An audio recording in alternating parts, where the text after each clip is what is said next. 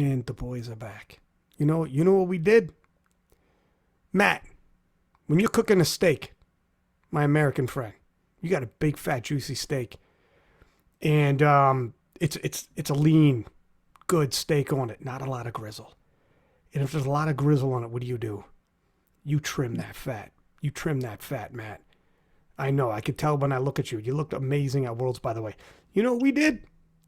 We trimmed the fat on this podcast, and we're leaner, and we're better for it. Again, I think the people are going to enjoy that. So, it's just the three of us, and we're going to do the men's episode division by division. We'll walk through, start with the 59s, work our way all the way up to Jesus Oliveras and the 120 pluses. And we'll talk about all the different side stories and etc. I think we'll kick off real quick, though. I'd be remiss if I didn't say, my God, Matt, you did a phenomenal job. People were unsure. This is this is not new in sports. In the Olympics, I can tell you right now, as a Canadian, hockey is massive. We start playing hockey here at 3 years old. I shit you not. I'm not being funny. 3 years old, people are learning to skate. They put a hockey stick in your hand. It's called Timbits hockey, and it's adorable, but it's legit. And all over the world, there are Olympic teams, tons of European teams that have Canadian head coaches. This is normal practice, and I'm just using hockey, but this is normal practice in all sports, wrestling, whatever. You go to Russia, you grab yourself a good Russian coach, whatever the shit. All over amateur sport and obviously professional. This happens all the time. Brand spanking new to powerlifting, and people didn't know how they felt about it. Fair, when it's the first time.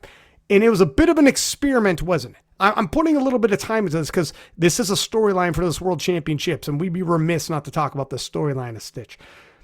And I still remember the post, Matt Gary, British head coach. And people are like, what? This is crazy. What? And there's mixed feelings. Some people will be like, you're bypassing all the home British potential. And then other people will be like, this is exciting because it's a first. And if this works, might other nations do it? What does that do? We know there are nations that have solid lifters, but their freaking coaching staff have hurt them. We know this. We've talked about it ad nauseum. What might happen? What doors might happen? How the sport might accelerate when you do this kind of thing. And it's new to us, and everyone's like, oh, fuck, I don't know how to feel it. But for a lot of people, this is nothing new. Nothing new. And as an experiment, it takes a little bit. You're not going to drop a freaking American with the British team and immediately see the gains and impact. But by year 2, you're really cooking. Because now people are used to it, and a lot of the pushback is now acceptance, and the buy-in is much stronger, and the ground at the table has been set. And my freaking goodness, sir, hats off to you. Number 1 on the women's side, number 2 on the men's side. Britain has never done so well. How many upsets did you guys pull off? How many people ended up on the podium? It seemed like every freaking day people are on the podium or threatening to. Crazy. Absolutely crazy. And I, for one, am glad the experiment worked, and I'm excited to see, where's this going to go? And I think it's only the beginning. I think, Britain's probably going to have the conversation about bringing you back. But how many other nations might start, if not with you, other people start doing this kind of thing and be like, well, who's available? What are we talking about here? And I'm not going to name names, but we all know there are some nations who have some great lifters who was like, for the love of God, get your head coaching in check. And for the love of God, do you know how much better you would be if you got a different coaching staff? At least just a head coach. You can have a bunch of other little coaches from your home nation, but the head coach, if you just get that who could lay the structure out and be like, hey, you know how much better you'd be if you handle it this way? Damn. But let me throw it to you, Matt. I just want to say hats off. You did phenomenal, buddy. Thank you very much. I really appreciate all the words of affirmation and the kind messages that I've received and the encouragement from people, obviously in GB, but America and other countries as well. It's been really nice. And I think for GB, it's been kind of a long time coming. And so, I'd be remiss if I didn't applaud my coaching staff is just absolutely phenomenal. I'm blessed by them. My right hand, literally and figuratively, Alex Pearson Jones, better known as Peach. Will Brown, of course, Eddie Nelson, and Jamie Laidlaw both threw their hands in the pile and helped as assistants as well. So our staff was just rock solid the entire week. And look, I've also got, and I say this often, so I know I sound like a broken record, but I've got 16 lifters who bless us with their attitude, their consistency, their effort, their preparation, and then on game day, their execution. And so I really think that they exemplified the word team more than any other team that I have been a part of. And this was my 26th World Championships. And so, from breaking bread together, from sitting in the sauna with one another, to giving rides to each other, to being there at every single session, even in the case of Ray Bowring and Mo Suleiman, the C and the B sessions, they came and cheered on their fellow teammates and countrymen. In every essence of the word, it was a team rather than just a collection of outstanding individuals. And I don't think that can be overstated. And I'm just happy to be a part of it. Very blessed, very thankful. Eric, what are your thoughts on this? Not just Matt and what he achieved, but the topic of how this went out. Yeah, no, I was actually messaging with Peach, who I've had as a colleague and a friend, and even worked together a little bit over the years. I remember when he asked me to come on his podcast a long ways back, before I think he was on the actual coaching staff for GB. I could be wrong, and he's probably like, "No, you dick, I was," and maybe not. But yeah, he sent me the link just recently, because I sent him a message and I was like, "Dude, this is awesome," blah blah blah. And he reminded me, like, "Hey, you didn't have to come on this podcast," but I want to say it was way back in the day. And watching him come up, and I know how, like, his goals are to be the best coach he can be, and I think he has a great perspective and definition on that. And I think he's well on his way. And it's not just being able to coach a whole bunch of world champions or just be perceived that way, but it's also to be able to work with a broad range of sex, weight, age categories, nationalities, and help people develop from early in their career to their peak. And not everyone's peak is world class, right? And I think that attitude is pretty pervasive across a lot of the key players in Team GB. Like, I know the current CEO president, I'm not sure what it's called, Charlie, she's awesome. She had me out and several others to, an educational event a couple of years back. And I've just seen a lot of cohesive effort and people who are putting their egos aside for the most part. I mean, we're all humans. And I just say that because I'm sure there are instances where someone on GB might roll their eyes and be like, "Not everybody." I also know how Brits operate. So, they're not going to take the praise, and they will talk some shit, which is part of their attitude, which I love. But I've just been very impressed, even just from afar, being reasonably distant and not in the mix of it like Matt, with how they've tried to professionalize their federation coaching staff and approach, and how much it seems like they've gotten a lot of buy-in from their athletes. And I think it's a great example of how a smaller country can really leverage all of its assets to be competitive with a country that has nearly 10 times its population. Yeah. So, I mean, if you look at it, the US and GB, you can't say that one of them did better. One was first on one side, and one was second on the other side in both cases. So you had 1 and 2 being US, men and women's side. And I think probably even more impressive on the GB side is that there were a bunch of quote unquote upsets that occurred that we didn't predict, and that were not just the favored winner, whether it was winner or podium placement, who made a mistake, but also really effective opportunity taking and capitalizing and good decision making from an athlete and coaching perspective. And I know that is challenging to do. A lot of the times when you see quote unquote bad coaching calls, sometimes that has to do with a personal coach and a team coach disagreeing.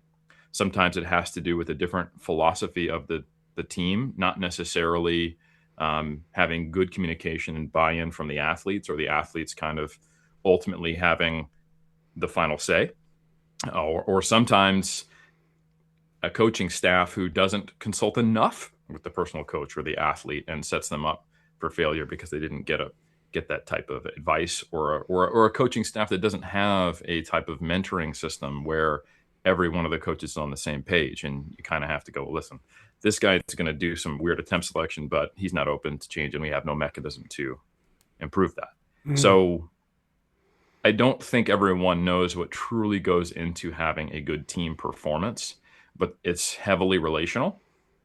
And I take my hats off because I know that a team of that size takes that type of emotional intelligence, not just understanding, the type of attempt selection strategies that are important, because that's not easy to do. And it takes more than just one person. So hats off. Well done, Team GB. An excellent job, Matt. It is, I think, a great example of how things should operate. There'll be a lot of people whom are personal coaches that want more insight into when they're at the world stage. And I would caution 9 times out of 10, you are not as good game day coaching as you think you are. And I'm telling you, I know the tippy top level of coaches that like there's a collections, and they'll be solid, but they're not as good as they think they are. And you need somebody to take the wheel at least and have some structure. You will have some nations that don't have structure, and it shows. And it's a little bit of a free-for-all, and it'll show. Inconsistency in between sessions, battles, etc. And you're like, what is going on here? And so and it's a discussion. It is 100% a discussion. In every single sport, if you watch hockey, basketball, baseball, there are different types of coaches that lead the team. And some players like it, some players don't on the same team. It's the way it goes, period. This is all a nuanced conversation. I get it. But I would say take caution. Take caution. And another thing is, if you got a guy like Matt Gary as the head coach, you could have personal coaches leaning and pressuring certain things. But if as a whole, that battle goes sideways, okay. Another battle goes sideways. Gotcha. And then throughout the week and a half, if Matt keeps letting too much influence happen, it's Matt's head, huh? It's Matt the GOAT. People laugh at me. I thought he was the GOAT though, huh? I thought they would love. He has to assume some responsibility, accountability, and at some point be like, my friend, I've taken a lot of advice. I'll come to you up, down, 5, whatever. I see Matt doing it to coaches in the crowd. Are we on the same page? But on the flip side, he will need you will need someone to sometimes raise a hand and be like, I'm gonna have to put my foot down here every now and then. It is his ass at the end. As a whole, if GB finished 5th or 1st on the women's side, or 5th or 2nd on the men's, it is him whose legacy-wise the whole 9, and the individual personal coaches can fade in the background and not assume the same accountability and responsibility because they didn't have GB on their chest, or they didn't have whatever on their chest, the nation on their chest. And they can always say, yeah, well, I wanted to do this, that ended up happening. It'll always be that. So to an extent, when you're the guy, when you're the head guy, you are in charge of organizing it, making sure all the coaches leading into it have talked to the athletes. You're on the same page all ahead of time. You know your athletes. You viewed the videos. You know the scouting reports and all the opponents. You know what their squats are. Do they grind? Do they not grind? What kind of jumps? The hit rates? The whatever. You know Matt knows all this ahead of time. Ahead of time. It's already organized. This is the stuff that a good head coach is going to do. Consultations, etc. Where are you at with body weight? This is the stuff that Matt brings to the table that people don't fully realize. Well, why is Matt? Why Matt head? I've seen other guys doing a lot of handling throw. Why is Matt getting credit? Because it doesn't come together like that just because it comes together like that. And if you think it does, you haven't been to enough worlds and seen enough behind the scenes. Go ahead, Eric. Yeah, Matt won't say this, but I will, because I've actually been the recipient of it and watched how it works. But he's been training for this modern environment of ideal powerlifting coaching for decades before it became a thing. He won't share the details, and he probably shouldn't from a professional perspective, but there were times more than a decade ago, and sometimes a decade and a half ago, close to it now, that we're nearly 15 years removed from the first Classic World Championships, where Matt was attempting to bring this level of cohesion focus that the more organized federations understand is important for team coaching, before that was a thing in raw powerlifting. And it was, why are you getting in my business? I'm here to compete and I do my own thing. It works for me, bro, kind of perspective. And strong personalities, people who are also strong physically, but don't necessarily have the understanding of what it takes to be successful on the platform, misunderstood intentions, rationale. And I'm sure Matt would, of course, humbly say that, he's developed his relational skills to deliver those messages in better ways now over the decade and a half that he's been doing it. But I can tell you, as a personal coach who's worked with Matt multiple times, and other people who he's mentored into similar positions across multiple different nations, I can tell you that it's so much more than him having like the I-tendo, or like the ability to just be like, I know you have 2.5 kilos less. He's got that. But so much more of what he does is the email he'll send to the athletes beforehand, the words he'll say, the gauge he'll get from them in the meetings, multiple meetings that he'll have with the personal coach and the athlete beforehand, to ensure that everyone's on the same page. And the way that he provides respect to everyone involved and acknowledges their expertise, while also putting forth a level of acknowledgement of his own expertise as a game day coach, not handler, that was not assumed for the first 10 years of raw powerlifting, I would say, or acknowledged to the degree it should be.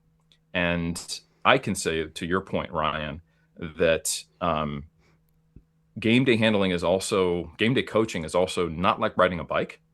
Like I do and did in my peak of coaching, a whole lot of programming, nutrition, and the emotional intelligence of what true coaching is when you develop a relationship with someone you work with for years. But the times when I would get the opportunity in a high pressure meet where things are dictated by lot number, chips from records, and body weight advantage, as well as multiple attempts changes for a podium position at a high level meet or qualifying, those would come probably 1 to 2 times a year, and I couldn't always capitalize on it. And I would feel out of my depth, not because I didn't understand the theory or not because I didn't have the eye, but because you have to do it under time pressure, remember it all while managing multiple relationships. And I've only got like 1 or 2 lifters. When you're a team coach, you've got the whole squad. So to be able to manage all that simultaneously under pressure time and not make mistakes and have an overall trajectory of a career be positive is not something that should be minimized or diminished. And I think this is an example of what happens when you do that well over many, many years. And I think we can see many examples of teams that have the talent to do as well as some of the really, really good teams in powerlifting, but just have these kind of spurts. But if you look at teams that are pretty persistently at the top, you will find that they have people doing what Matt has taught and has developed over the years. So all credit where credit is due. And I recognize this is not a game day coaching podcast, but I think this is the story. This is a storyline. He deserves his flowers. This is a storyline, though. It really GB, is. Yeah. It's not just GB has shooters. GB has an infrastructure. He's got it. GB's got a general. Cohesion. They got shooters and they got a general now. And right. So the second piece, though, do we think, Eric, that moving forward, other nations will be doing this? Not they should. I think we're all on the same page.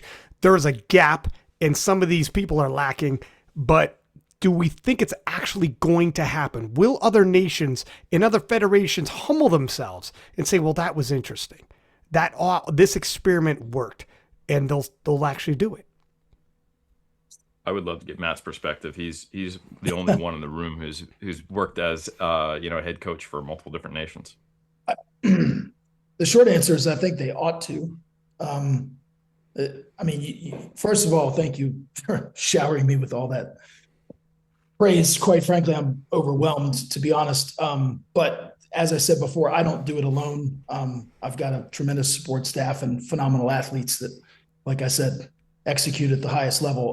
But yeah, in short, I think other federations, other nations would be very wise to adopt similar strategies. Yeah, they're really missing out if they don't. I think some don't, either for financial reasons or because they don't travel with full teams. They only come with, just a handful of stars, if you will. And so I think they might be of the mindset, well, we can get by without an official coach because we're only sending 2 to 3 athletes, et cetera. But these teams that are more fully fleshed out, that don't have someone, with a clear chain of command, as Eric was talking about, because I think a lot of this is an operations argument, right? Because high performing organizations don't succeed because everybody has equal authority. That's not how it works. They succeed because everybody understands their role. So you can compare this to military operations, a Formula One pit crew, surgical teams, airline flight crews, you name it. But everybody has very defined responsibilities, and nobody debates decisions in real time. Because as you said, Ryan, the head coach is accountable. So I have to have the final authority because it's my ass that's on the line. So allowing outside coaches, personal coaches into the decision-making tree or chain creates tremendous ambiguity. So that's one of the things that I think I've been able to, fortunately, be able to eliminate, is there's a clear chain of command. There's a very clear and defined division of labor.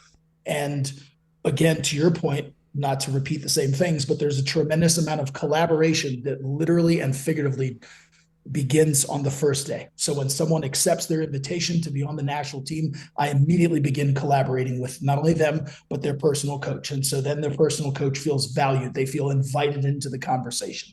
And so they understand their role. And when everybody has very clear and defined roles, then it really works like a well-oiled machine. And so in our case, it worked really well. And I just feel very blessed and very fortunate for that. So yeah, I would encourage other countries to do, similar things. All right. So we'll get into the 59s, but keep us in the loop, Matt. What the heck happens? Yeah. Because your contract is up with GB. You're a hired gun, and could be interesting. If not you, there's other coaches that other nations can consider, but it's going to be very interesting what happens with you, sir. But let us know. Let us know. Come back on the podcast and we'll see. To be determined. Yes, sir. To be determined. So the 59 kilo class. Let's talk about it. Oh my gosh. We finally got a good battle in the 59 kilo class at IPF Worlds. For a stitch there, I mean, it was Fedo and it was boring. I'm going to be straight up honest. I was how many sessions I did, and when it's just a runaway favorite, they're small people. You need something. And there was nothing for a long time. And Fedo was phenomenal, but it didn't have the charisma on there.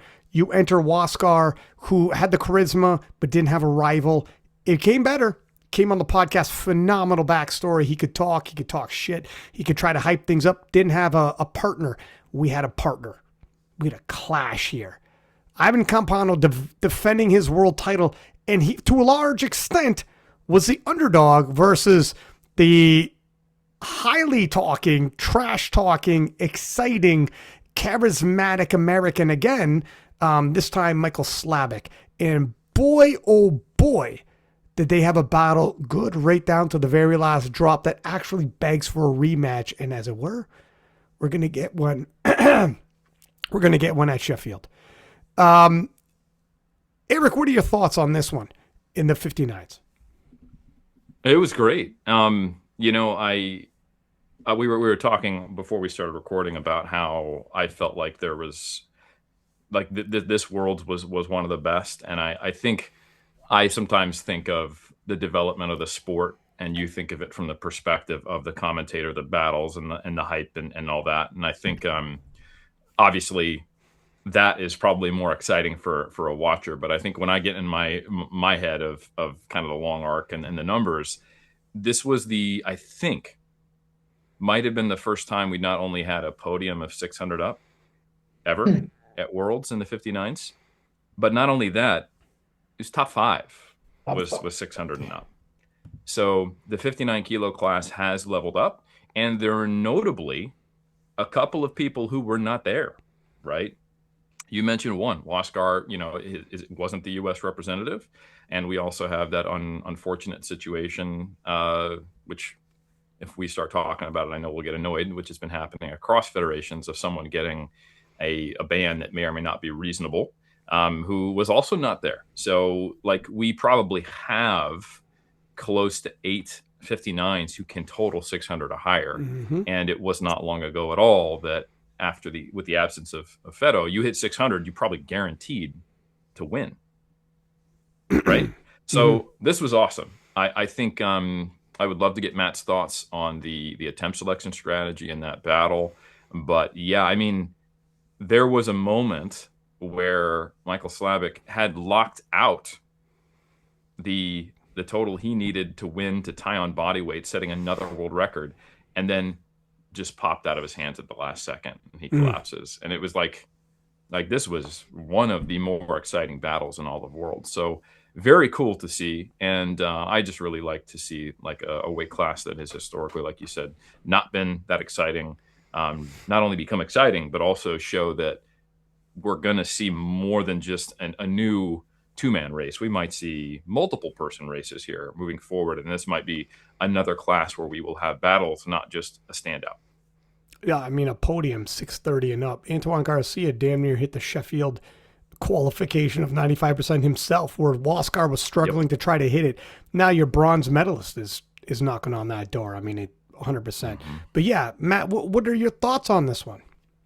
Yeah, I think it was a phenomenal session. I think I remember saying on the preview show that I thought one of the key performance metrics or boxes that was going to have to get checked for Michael Slavic was making that third squat. And he did, to the tune of 230 kilos, which was pretty damn impressive, because I know in the past, he has talked about, not being able, or he's had a couple meets in a row where he hasn't been able to connect the dots on that third squat because of the recomp and so forth and the belt fitting differently. So it's really nice to see him check that box of going ahead and hitting that 230 kilo PB on the squat. And then of course we got into the benches, and I'm trying to remember why Michael missed his opener. Do you recall, Ryan, why he missed his bench opener? I did, but nevertheless, he went up 5 kilos. Yeah.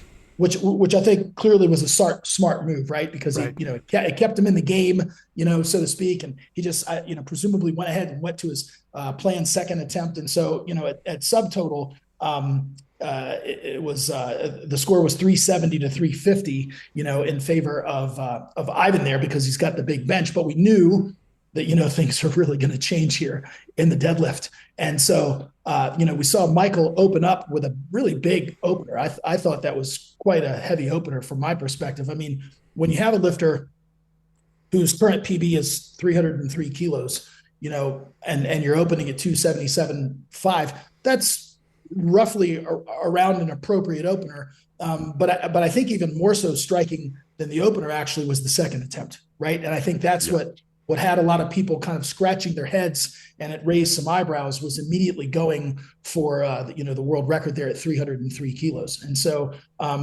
having talked to some of the staff and some of the people who are kind of behind the curtain and some of the decision makers, I know that one member of the U.S. coaching staff who is not a personal coach, who kind of allowed Michael and his personal coach to kind of, make some of these decisions. He told me after the fact, he goes, I kind of would have liked to have had that one back. And so kind of to my point before, there needs to be a clear chain of command, a clear division of labor. And when you have too many cooks in the kitchen, so to speak, it creates a lot of ambiguity, and things aren't clear, and the waters get muddied. And the personal coach is obviously, they're invested in their athlete, and they believe in their athlete, and well, I've seen them do this, so I know they're capable of that, and so on and so forth. And so they're heavily invested and of course emotional at that point in time. But I thought that was kind of a really dicey move there to go 303 kilos on the second attempt. Now, look, to his credit, he made it look easy, right? Ryan, you even said when he came back for that third attempt at 305, he's just essentially, a hook grip away, a lockout away there. It just popped out of his hands at the very top, so look, clearly the aptitude or the strength level was there, but it does bring into question some of the stuff that I think Michael has talked about and been very open about in his training, is his unconventional training using straps, overloading, that sort of thing. And look, clearly that's been a recipe that's worked for him. But what I would posit is, if you're taking a lot of pulls that in straps, have you taken 2 pulls that are 300 plus in a very short time frame, in a very short flight? Different ballgame. A completely different ballgame at the international level. And now you've got the bright lights are on you, and the strictest judging in the world, and you're being asked to now take 2 pulls at 300 plus with no straps in a short time frame. And so clearly, I don't think that that's something, I don't think that's something that he's done in training. And of course, it came back to bite them. And so hindsight is always going to be 2020. It's always going to be crystal clear after the fact for us to say, oh, he should have gone 290, 295 on the second one, and then kind of gauged from there, you know what I mean?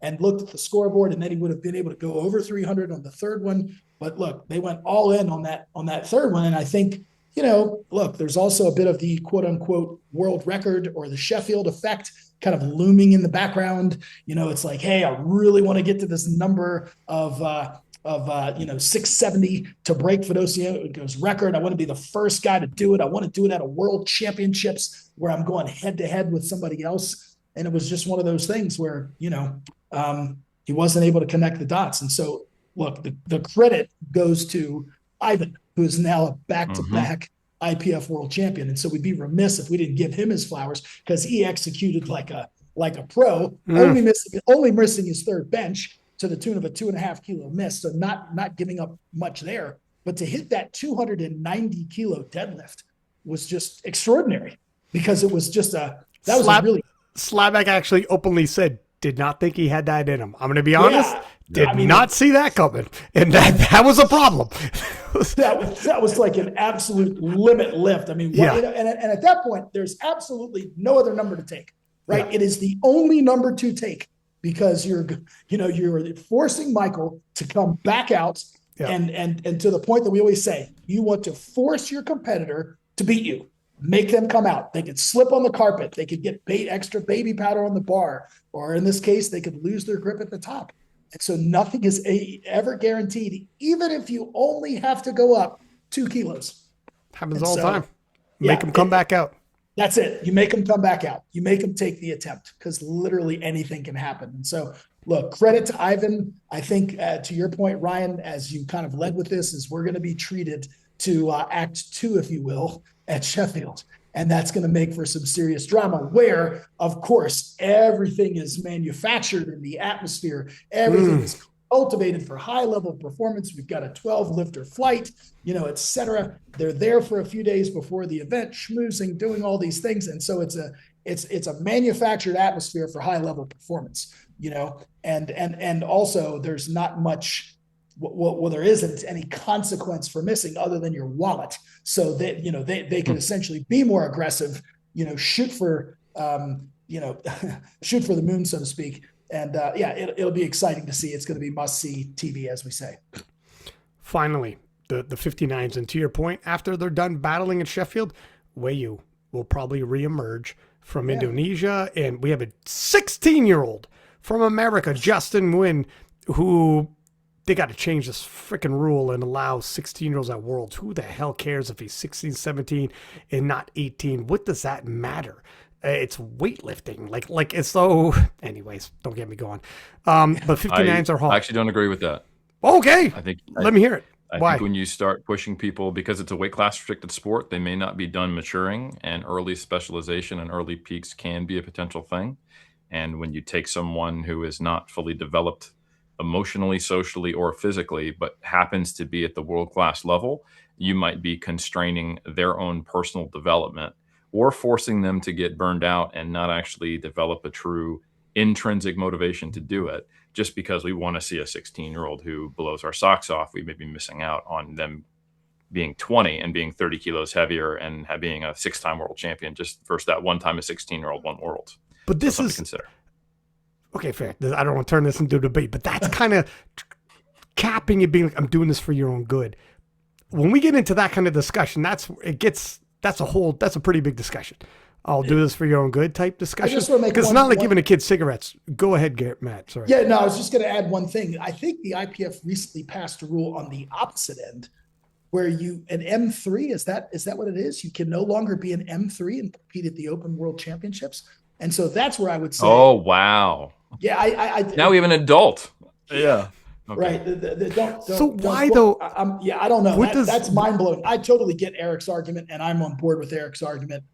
Probably 90% of the way there. I agree with what Eric said. What I don't understand is why on earth, for instance, Dave Ricks, if Dave Ricks was strong enough, he's no longer strong enough, but if he was strong enough to compete in the Open, why not let an M3 compete in the Open? I mean, why not? I don't get it. So anyway, that's a whole nother podcast. We're moving from a great battle to, and the numbers didn't quite reach where we thought they might, but that happens sometimes at the World Championships, to pretty big runaway in the 66s. Shell Backlund did Shell Backlund. Ahead of time, he had some lofty goals. Numbers came down. Obviously, he wasn't pressed. We didn't think he was going to be pressed. But some of the other lifters as well, so their numbers came down. Joe Jordan's numbers came down. Kyoto ended up on the platform, took a bronze medal this time, which is good. Last time we were in Lithuania. He's part of one of the best sessions I've ever seen in my life. The 66s, all three of them, the same total split on body weight.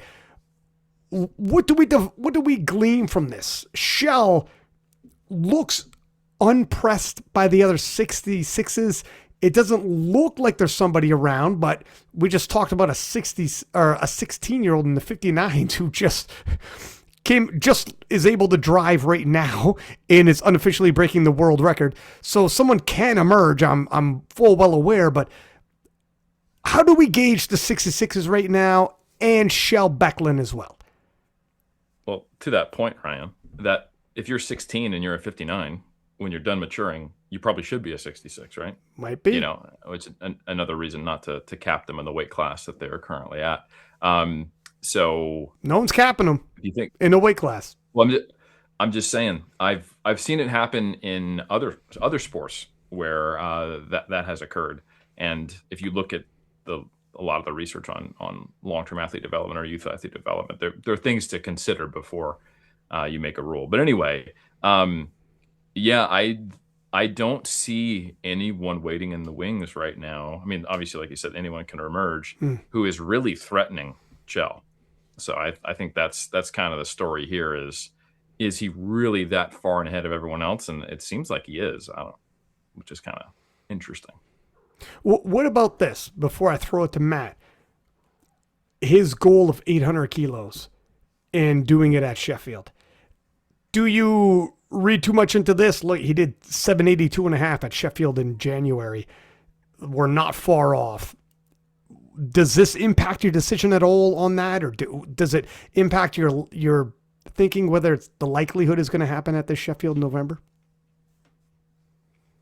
Yeah, I know that Shell listens, and I know Shell also likes a challenge. Yeah, I mean, he's still working on my last prediction of him hitting a bench PR at this body weight. So I don't know how many times he wants me to stack things up that he has to do based upon proving Eric Helms wrong.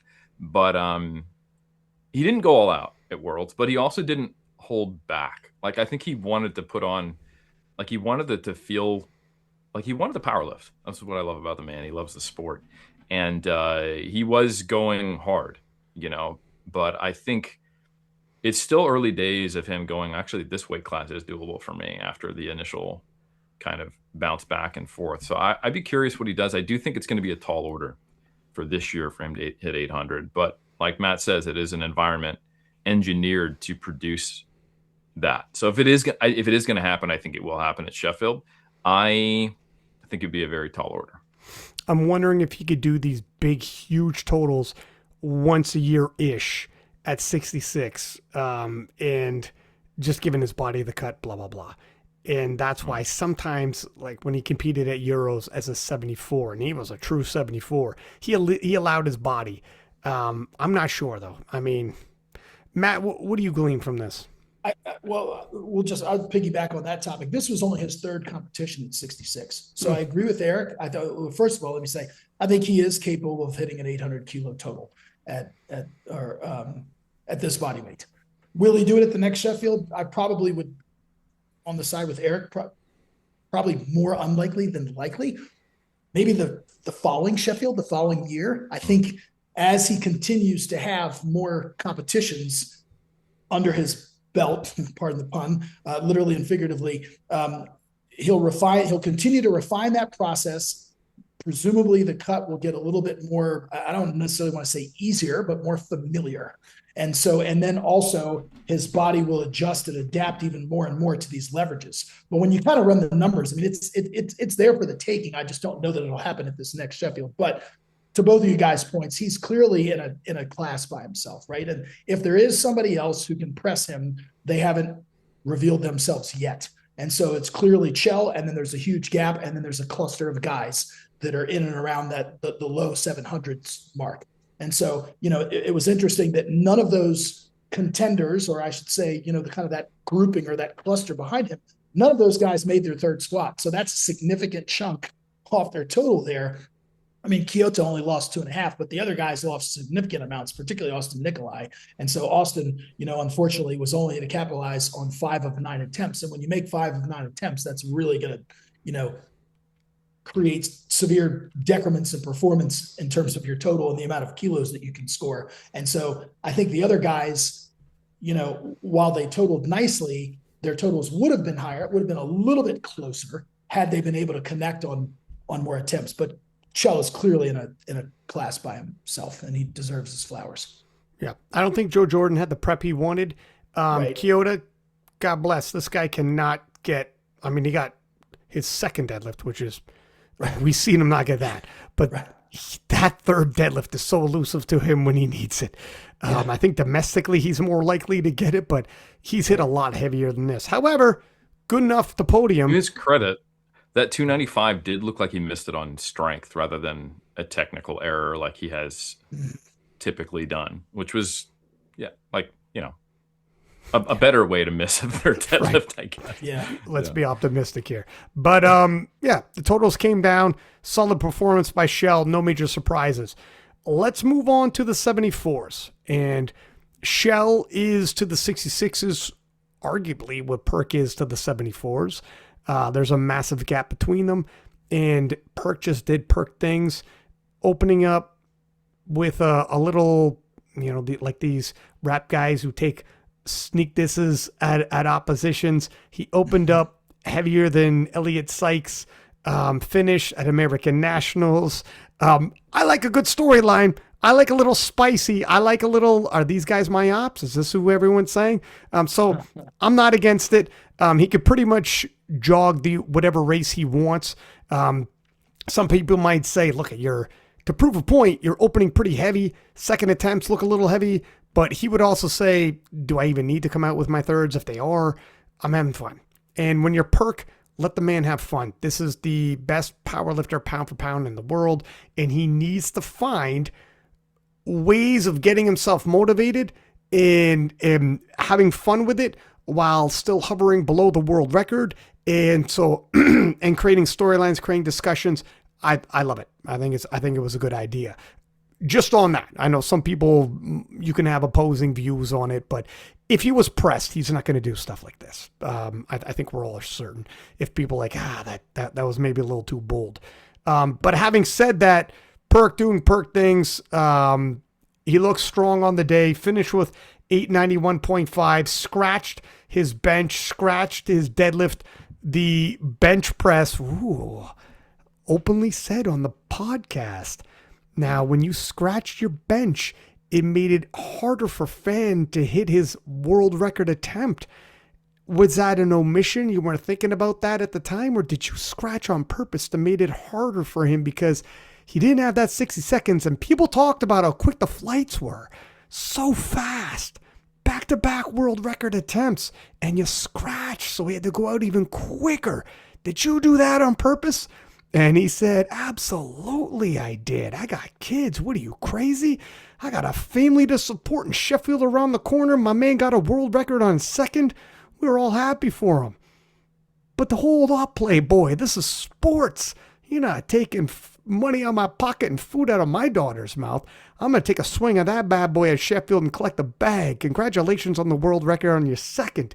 If you can hit it with 60 seconds left on your third, hats off to you.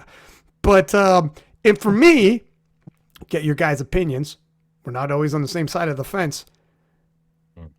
I'm game with it. I see no issues with it. This is sports. This is competitiveness. However, some other people might have different opinions. Matt, what are you thinking about, how this played out? Obviously, Perks can do whatever the heck he wants, and he did. What were your thoughts, sir? Yeah, I wonder, just on the bench, I wonder if Chunchia fan suspected that Perkins might do that. And that was the reason why he went for the world record on the second one, right? Because I have no idea. And you'd have to ask him, right? Or you'd have to ask the coaching staff. But that's really interesting that he took it on his second attempt, maybe coming in with the knowledge, probably Perkins is not going to take his third. I'm not going to have enough rest. So I better swing and try to get this record on the second, and look, I mean, presumably Austin will go for it, at Sheffield and want to take it back. And he's certainly got the strength to go above 216. So that'll be interesting. But yeah, I mean, Perkins is running his own race clearly, to the tune of 891.5, which is just insane that he was able to do it on 6 attempts, albeit heavier attempts than just coming in and, taking the traditional 2. He's opening a little heavier. Credit to Balthasar Bertrand from France. He put together a really nice meet there. I mean, only missing the third bench and going over, the 800 kilo threshold there. And so it was really just a gap between Austin and second, obviously, and then another bit of a gap between Bertrand and Chunchia fan. And I think, that Bertrand missed the deadlift. He did. I'm sorry. He did. He's going for 822 and a half. That's damn right. near. My man is going to be in 820s. Like he damn near had it. But anyways, whatever. He was gambling with house money. He wasn't risking anything. So right, exactly. He wasn't going to lose positioning. I mean, he was, again, ahead of Chunchia fan there to the tune of, 20 plus kilos. So it was literally just a gap between 1 and 2, 2 and 3, and so forth. And that was kind of the story of the competition for me.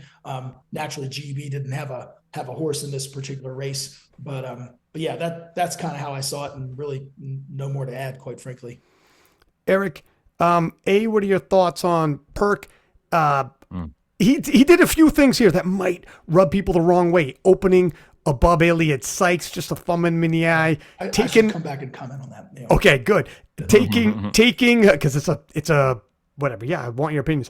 And scratching on that bench. For me, I like a little bit of spicy. I like a little. If he doesn't do these things, this is kind of boring. There was him, then a gap. Second place, then a gap, then third. Like, we got nothing to talk about here. What are your thoughts, though? Yeah, I think it's another example of how, changes in the landscape of powerlifting are having impacts on competition that are unanticipated, right? So someone trying to prevent someone else getting too far ahead on a world record because they want to go for it in a money meet. And I think, traditions and sportsmanship and the spirit of a sport are dictated based upon what do the rules allow, and they emerge from that. And I think that sportsmanlike behavior was considered sportsmanlike behavior in an era before the Sheffield. So I actually tend to agree with you, Ryan. I don't really see a problem with that if we're actually going to be providing potential opportunities for people making significant money as powerlifters when they did not exist previously. That probably, you're bucking a trend that exists, and I can understand why people who have been around the sport for a long time, and I've been around the sport a long time, would not be comfortable with that or might have feelings about it. But I would just encourage them to think about if that practice would have ever developed in the first place if we'd always had money for breaking records at the Sheffield. And I think it probably wouldn't have. So it's just something to consider. So I don't have any issue with it. I think it's fair play. If you're going to Sheffield and you're going to, to be nice, to let someone else have a world record, potentially be risking, 5,000 pounds, maybe not so much. Right? I was like, when people ask me about it, I'm like, If I was Perk, I'd be like, what is this guy, my fucking cousin? No, you don't get $5,000. My cousin doesn't ask me for $5,000. No. What is he, my best friend? My best friend. We have to have a conversation. What do you need this money for, homeboy? Like, what, 5K? No. Yeah. Yeah. And then the only thing I would add about his performance is I think, again, because he's saving it for the Sheffield, if that wasn't there, I wonder if he'd tried to just knock it out of the park, could he have totaled 900? Maybe, like he didn't take some attempts, but he also was going a little bit harder, like we said with his openers. He definitely left stuff on the platform. But if he had gone all out, there's a very real possibility that not only would he have totaled more than the 83s, but he could have potentially gotten a total that would have podiumed in the 93s, which is bonkers. Yeah, it's crazy. I think he would hit 900 to your question, but whoop, did I just pause?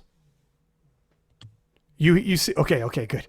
I think he would hit 900 to your question, but some of the seconds were a little tougher, even though he didn't come up for third. So I'm not entirely sure, but 900s. But by the time he goes to Sheffield, it's more apt for him to make a bigger 900 plus, and he'll drop the hammer at Sheffield, I'm sure. So it was a good showing. Exactly where he ends up, we'll see. I think he should go for 900 first. Matt, though, you want to return to the openers and the message to Elliott Sykes? Well, yeah, and I actually wanted to return to I mean, I didn't have so much comment about the openers and the return to Elliott Sykes. It was more on the bench thing. I don't necessarily have a problem with what Austin did there in terms of scratching his third and making it hard for Chunchi fan, because like you said, he's got Sheffield coming and so forth. And it's kind of cheeky, kind of way of doing it. And I don't necessarily have a problem with that. What I do have a problem with, and we're going to get to is in the 83s, where you had the Frenchman Ducret, who clearly sustained an injury or something, only opened to the tune of 75 kilos, and then scratched his second and his third. And so that, I think, is poor sportsmanship. I have a problem with that. I was really disappointed and upset that the French coaching staff allowed that to happen, because here's a lifter who's respectfully not really in the mix for the podium, and now you are really creating a performance disadvantage for those who are vying for the podium. And when we flip that around, and I'm not saying this to pat myself on the back, but I'm just giving it as an example, when Jurgens sustained an injury, and again, I mean, this will can we transition into the 83s? Let's 100%. Seems natural. Transitioning into the 83s, when Jurgens sustained an injury on his third squat, and he only made one bench, missed a second, I went ahead and submitted an attempt for his third, because you know what? Number one, it's the right thing to do, because we have a very short flight of only 8 lifters, and we've got a Formula One pit crew out there changing weights and rack heights for everybody. So things are moving very, very quickly. And furthermore, and arguably more importantly, aside from sportsmanship, is I've got another GB athlete in the flight to the tune of Ade Omasakan. And as much as I'm coaching Jurgens, I'm also cheering for Ade, and I want his performance. I want him to have every advantage that he could possibly have.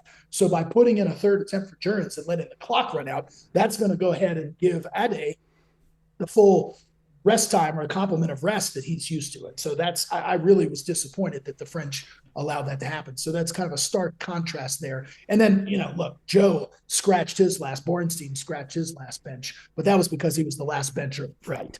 So that's fine. So that's no big deal. So yeah, I think, look, I've been in situations where I've had to scratch an attempt before, and I've actually taken the temperature of the room and kind of asked, I think the understanding is if you're in a larger flight, when I say larger flight, a group of, 10, 12 plus lifters, you kind of walk in the back and say, hey guys, I'm going to scratch my attempt. Is it okay if I scratch, or would you all like the rest? And most of them will probably say, yeah, just scratch it. No big deal. But when you're in a flight with only 8 lifters and you're competing on this stage at this level and it's going this fast, you really ought to put an attempt in and just let the clock.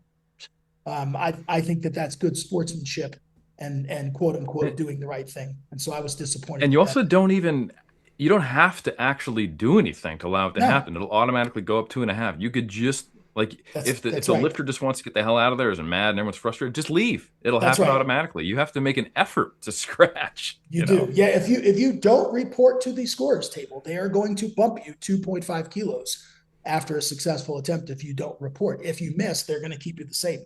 He made the 75 kilo opener, so they would have moved him to 77.5. So that anyway, that was just Let me ask you no. this interesting, because I just thought of this. What if you, as the head coach, have two Brits, and it was like a Perkins situation where one of the Brits is going to be going to Sheffield, and he's like, man, and the other Brit is in the fan situation. So the one Brit Perk, the other Brit's fan, and you're the head coach. You got both of them, and the Perk lifter is like, hey, we're going to scratch. I need to make it harder on homeboy because I'm going to Sheffield. And you are like, fuck. You were like, and the guy's like, it's 5,000 pounds. We're scratching. I'm going to take a swing at this in Sheffield.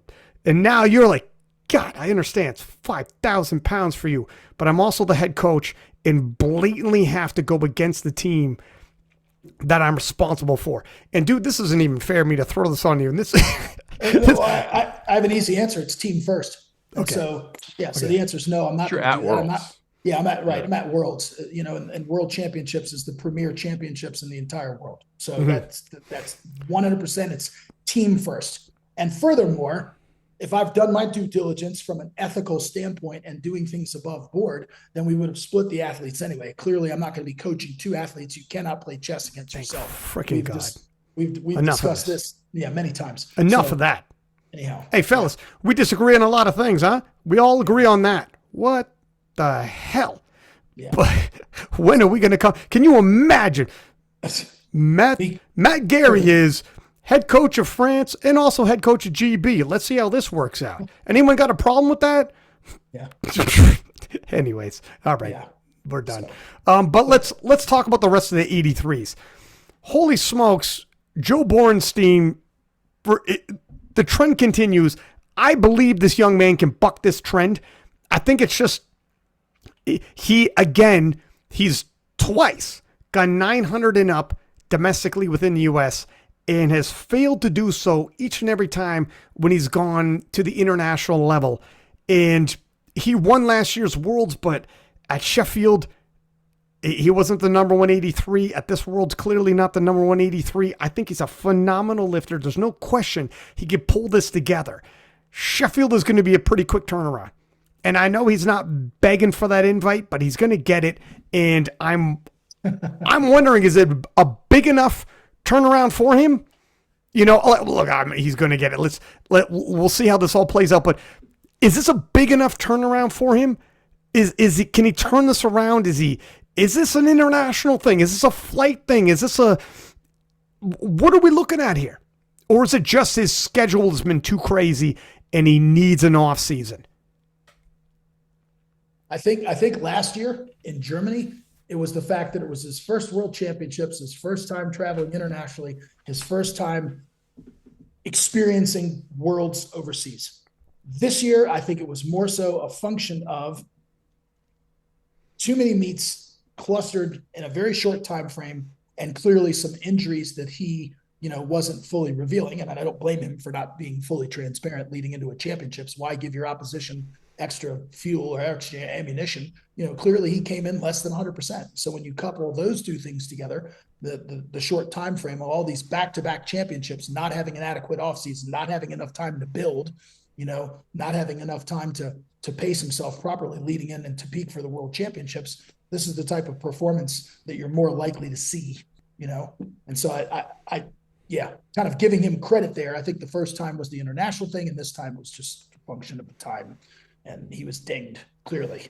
Now we're going to talk about Adeyar and Sakin Jurns in a second here, but let's stay on Joe B. Eric, what are your thoughts on this missing lifts, banged up schedule?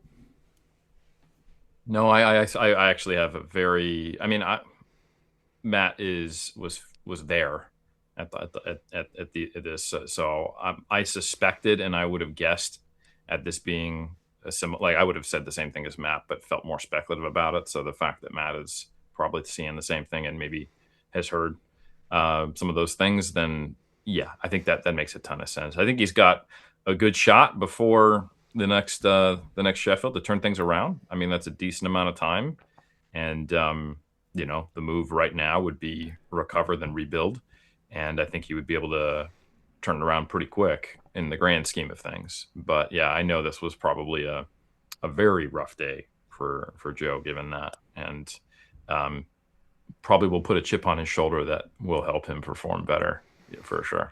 I think. Oh, buddy, now these fellas, they have unfinished business, don't they? Holy smokes! We were talking about wanting to see Slavic and Ivan run it back. Who doesn't want to see these fellas run it back? Let's see it go one more time, head up, because now Ade's another monster. Ade has for sure leveled up under Marcellus. And let's see 100% Joe Borenstein, 100% Ade Omasakin in Britain, at Sheffield. It is perfect. I am very much excited to see these fellas if they can run it back at Sheffield. I think it begs for a conclusion here. There's a rivalry and it's not over. Whenever you leave any sports match and people are thinking like, who's the better guy right now? Who's the better guy? We got to split this because we've seen one win a Worlds and we've seen the other win a Worlds. We have to sort this out. Matt, you were there, boots on the ground, handling Gerns. Tell me what happened at this World Championship, and tell me, are you at all surprised, or what were you thinking? Because obviously you were handling Gerns, but you're a head coach, privy to the game plan, privy to all the training.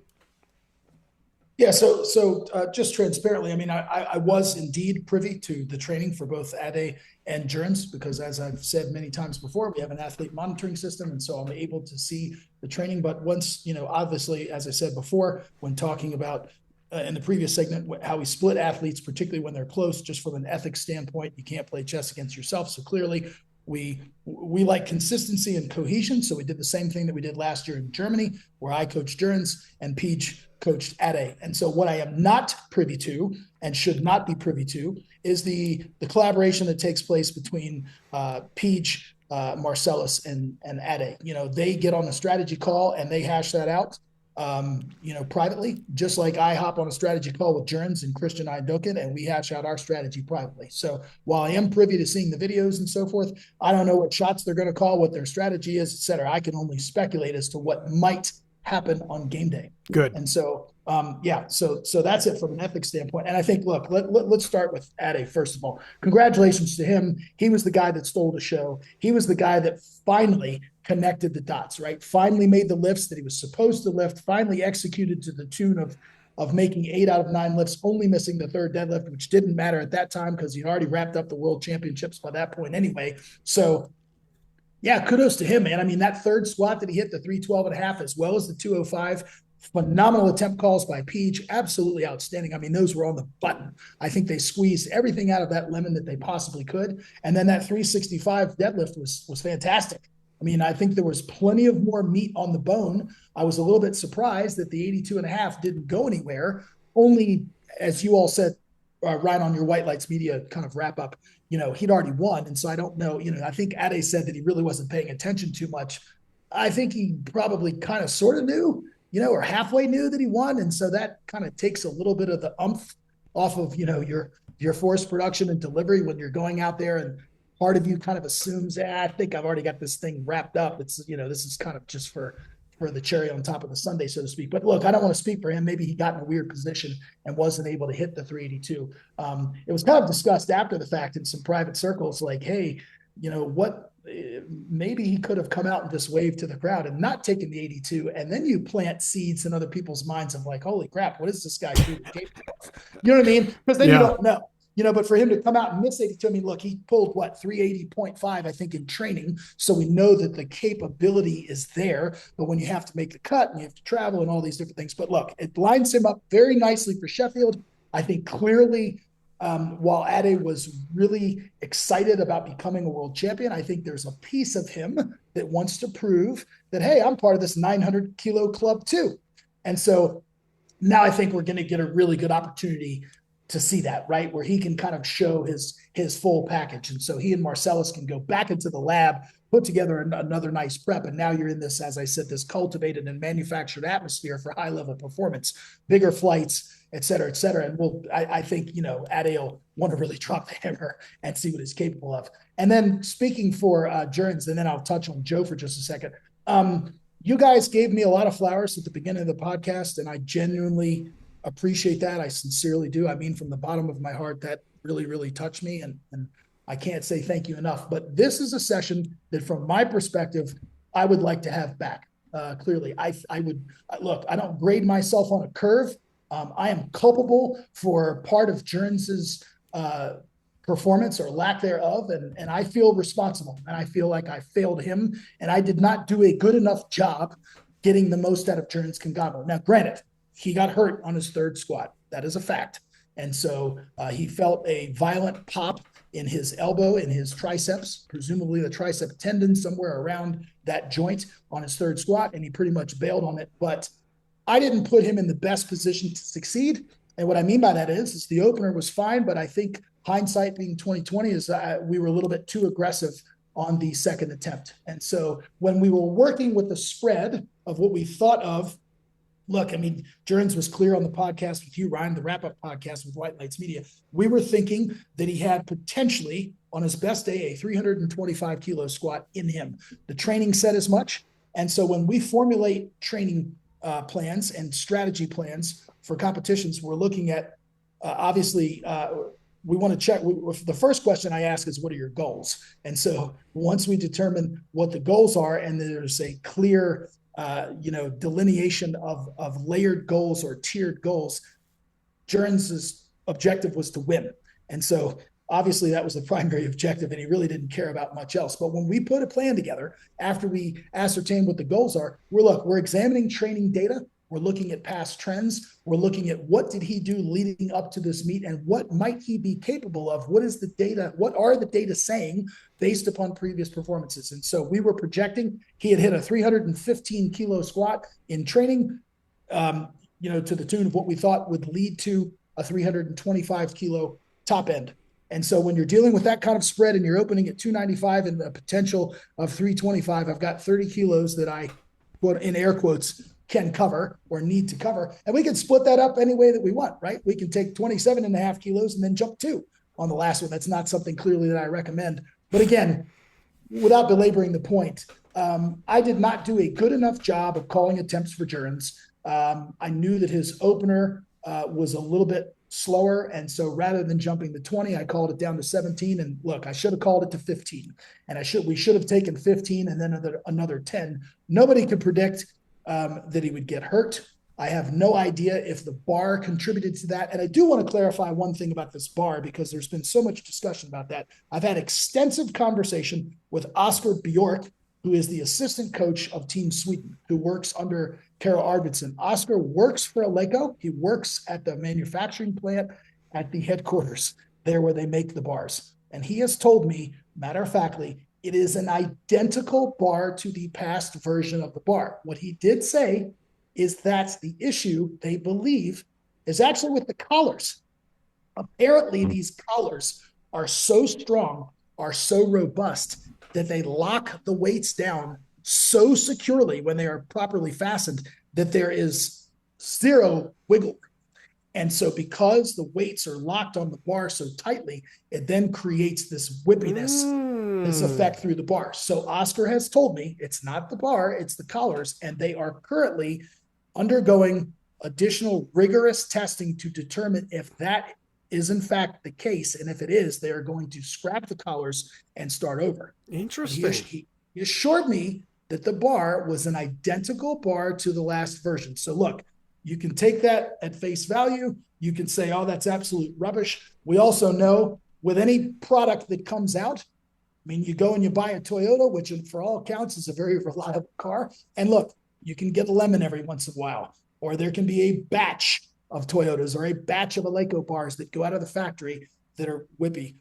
I think we can all visibly see what the bar is doing. But to say that it is, in fact, the bar versus the collars, look, I don't want to speculate. I'm just telling you what somebody said, and a guy who actually works in the factory. So all of that, going back to Jerns, he said that the bar was behaving in a way that he wasn't used to. And I was unable, admittedly, even with a pretty keen eye on calling attempts, I was not able to see that in the moment, and I didn't do a good enough job, quite frankly. And so I should have called better attempts for him. Now, when we get to the bench press, look, we were just in the warm-up room. I was heavily monitoring Jurgens during the bench warm-ups and said, look, man, we got to get one in. And so we stuck with our 182.5 kilo opener, and thank God that we did, because it was the only attempt that he made. And so at that point, the reason that I added 5 kilos is because I figured, look, at that strength level, I really saw no reason going up 2.5, because it's almost essentially taking the same, attempt on the second one. So I said, hey, let's throw 5 on it and see what happens. And clearly he couldn't press it. So then we're pretty much moving on to the deadlifts. And as he said again on your podcast, what hurt him in the deadlifts was the lockout portion. And once again, I could have done the deadlifts a little bit differently. But again, hindsight is always 20/20. But I just want to step forward, raise my hand, and say I should have and could have done a better job coaching him. Now, the flip side of that is you say, man, this man has the most unbelievable talent, because on his worst day, he totals 845 kilos on 5 attempts. And oh, by the way, we're still on the podium. Yeah. But under my supervision, I left the door open. And the door swung it was too close for comfort. And I honestly thought that Anahara was going to make that third pull. I was surprised that he missed the 392.5. I thought that he was going to make it. But having watched that literally from the side down the gun barrel, as we say, I was watching it when he was pulling it, kind of holding my breath. It did look like as soon as it came off the floor, he got a little out of position and the bar kind of drifted away from him. And I think that 383, the world record attempt on the second one, took a little bit too much gas out of him. And so, look, had he taken more of a conservative second attempt, I think Enna is probably a 395 to 397.5 deadlifter. I think that's where his strength lies. I don't know that he's at 400 quite yet, but I think that 392.5 was an attempt that we all thought he was going to make. And so, I left the door too open. And so I'm to blame in large part for some of that performance. If we go on to Bornstein, and then I promise I'll shut up. Joe was wise to go up after his missed squat opener. It's really unfortunate. It's really unfortunate that Joe also had that pec injury. And so, prayers up and good vibes to him. I hope that he is able to recover and come back from that. Thank goodness, thank God that he was able to make that opener, as he said, the 207.5. I mean, because, that would have been catastrophic if, first off, if he'd have gotten seriously hurt and torn his pec, and then secondly, to bomb at a world championships. What I'm not a fan of is their deadlift attempt selection strategy. I wanted to ask you. Yeah, when you look at things, and Joe talked about this on your podcast, and look, I'm not in his camp, but I really do disagree with the approach that they took. He was only behind by 5 kilos at subtotal, to the tune of 517.5 to 512.5. And he chose to open 10 kilos heavier than Ade. Now you've got lot number. You don't have body weight. Why not? I mean, you could have opened at 335, right? And then just seen what Ade did and played the whole match game or what have you. Or if you want to close the gap and shut off the 5 kilos that you're behind, then go ahead and open on 340. But to open at 345, I thought that was a very robust opener. And then to jump to 372.5 to cover Ade, I thought was a significant mistake. I know that they were going all in, and I think at that point, the term I'm going out on my shield and all these cliches that we want to use. That's not how I would have played it. It's not how I would suggest playing it. I think there is this undercurrent now that we are seeing at Worlds, we are seeing in international competitions where people go all in on their second attempt deadlift. And I think it's in large part a mistake. We saw it last year in Germany with Alba Bostrom and was it Chiara Bernardi. We saw them make that mistake, and then Alba, when you go all in on your second one, even if you make your second one, you basically show all of your cards. Mm-hmm. And you're done. You're done. You're showing your hand. You're saying, hey, this is what we're capable of. And then you have a guy like Ade with all the horsepower in the world who then could be like, cool, I'll just go up another 5, you know what I mean? Or what have you. And you've emptied your gas tank. So I was not a fan of that approach. But look, to his credit, he still took the silver medal on a really bad day, on an off day. Being injured and only making, he only made he made 5 attempts. Same with Jurgens. They both had really poor days performance wise, but outcome wise, it's not the metrics that they would want. But to your point, Ryan, you can never take that silver medal away from him. And for Jurgens, you can never take that bronze away from him. So we're very, very thankful. Yep. Jurgens was able to maintain position on the podium, score a lot of points for Team GB, still walk away, albeit with an injured elbow, which I know he's going to get an MRI on. But I really do feel like I failed him and dropped the ball in that situation. So I just want to raise my hand and say, look, I'm fallible too, man. I make plenty of mistakes, and I clearly got that session wrong. This is what keeps your credit high within the community. I'm going to throw it to you in a sec, Eric.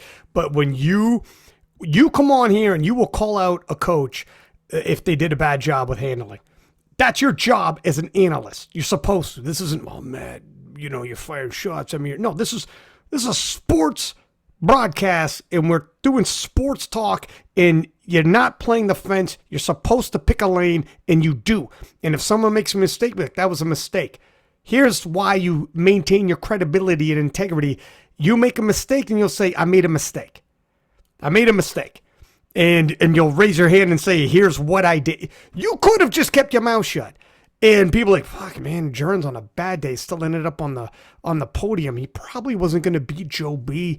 He beat Enoharo. This probably was where people thought he was going to end up. Just play it cool, Matt. No one's going to notice anyways. And you're like, no, but I noticed. And let me just say, I made a couple errors. I could have done it a little tighter. I would call someone else out if they were handling Jurgens and did the same thing. That's why you got the integrity. Sorry, Eric. Go ahead, sir. No, I just don't want people to be fooled by this false humility, and it's this. I think it's important to recognize. I got to keep a straight face. This is important. Like you said, sports broadcast, serious stuff. Matt actually is a mastermind at winning, and he had me actually the most important battle, of course, between Matt and myself, and he had me checkmated in the preview show, and I didn't even realize it. So for those who remember, I predicted that Ade would actually win, and I was the only one who predicted that. Matt did not make a prediction because he was for Team GB. He also knew that I would need to call back to this because this year I did not place higher than him in the fantasy league. He placed higher than me. So this would be the only opportunity I had to call out a victory. But by calling it out, I would then have to acknowledge that he placed higher than me in the fantasy league, and I would also have to acknowledge that he was the head coach of Team GB. So not only does he get those two double victory over me, but then he gets the opportunity to go, oh, I did so, I didn't do a good job, and I'm such a, I'm an equal person, ethical, and then you call him out. So he wins the moral victory, the victory of, at best, sharing the call of Ade winning it against me, and he also actually wins the fantasy league. And by the way, just to point out, the 345 that got an injured, really impressive Jurgens on the platform was what he beat Russell Orhe with in his fantastic upset when he became a world champion. And by the way, that 845 total back in 2024, not that long ago, was a world record total in the 83s at that time. So, man, is this class leveled up. Jurgens is absolutely still a threat, and I wish him the best with his recovery. But the true mastermind is Matt, because by winning, I was my prediction for the 83s, I was the author of my own demise and the eternal struggle between good and evil, a.k.a. Matt and Eric. But of course, people love these battles. Go ahead, Matt. Sorry. The last thing that I want to add, and Eric, you froze a couple times there on my end, so I don't. Not my end. We're all good. Okay, good, fantastic. I don't know if you mentioned during that point where it froze for me, because you froze for about 20 seconds there. He had nothing but good things to say about you, Matt. One thing that I did get correct was that none of these lifters went above 900. And I think, Eric, you said that one of them would. And so all along, I thought this is a world championships. This is going to be a slugfest. Quadruple crown. Impressive. Yeah. And a dogfight. And look, nobody even touched 890. I mean, nobody hit the world record. And I thought that the winning total was going to be circa 890 to 895 if they were all firing on all cylinders, which clearly, everybody outside of Ade was not. So anyway, I got two questions. And we'll move on. Perk is the best 83 this year. So. God, he's the 83s are not going to like that, but he did do phenomenally. It is what it is. I got two questions, then we'll move on. Straight up, right now with what you've seen, Eric, They head up at Sheffield. Ade or Joe B? It is a home game advantage for Ade, and I do think Ade has more left. So my money is actually on Ade. Matt, Ade, Joe B, Sheffield. They run it back. Yeah, it's Ade for those reasons. It's a home game. He's healthy. Joe's not. And so not only would Joe have to make the quick turnaround, he's got to get healthy first, then make the quick turnaround, which I know he's not so keen to do. And so, yeah, and of course, like I said, the home game sets up nicely for Ade. So, second question, then we'll move on. 900 kilo total at Sheffield? Eric? Yes. Matt? yes. Buddy. He's got to make all 9, though. So, let's see it. Let's see it. Let him run it. All right, let's move on to the 93s. And my goodness, this young man will ball. If anyone's waiting for this young stud to finally appear human, you're going to have to keep waiting. This guy walked through U.S. Nationals, and it was a murderer's row of people, and he didn't need his final pull, and God bless, won at 20 years old. A few months earlier, he was a teenager, and he's battling legends and just didn't even need his final pull and did 930 and won. And everyone was saying, wait till he gets to Worlds. Wait till he gets to Worlds. We're going to see he's not Superman. He's Superboy. He hasn't matured yet. People's numbers come down. He'll be tested. This will be different. This will be different. This is the test now. And the guy is just, what are we looking at here? Is he going to develop into his own 93 version of Perk? Who knows? You ask him, he'll out GL Perk and he'll out total Rondell Hunt. I seen a clip going around where he's saying that. That's a little aggressive. But nevertheless, that's a stitch aggressive. Nevertheless, the guy is crazy charismatic. He's got a whole look to him that is full unique. And he's belting off 9 for 9, major title wins. Conceivably, these are supposed to be battles, and he turns them into hunts.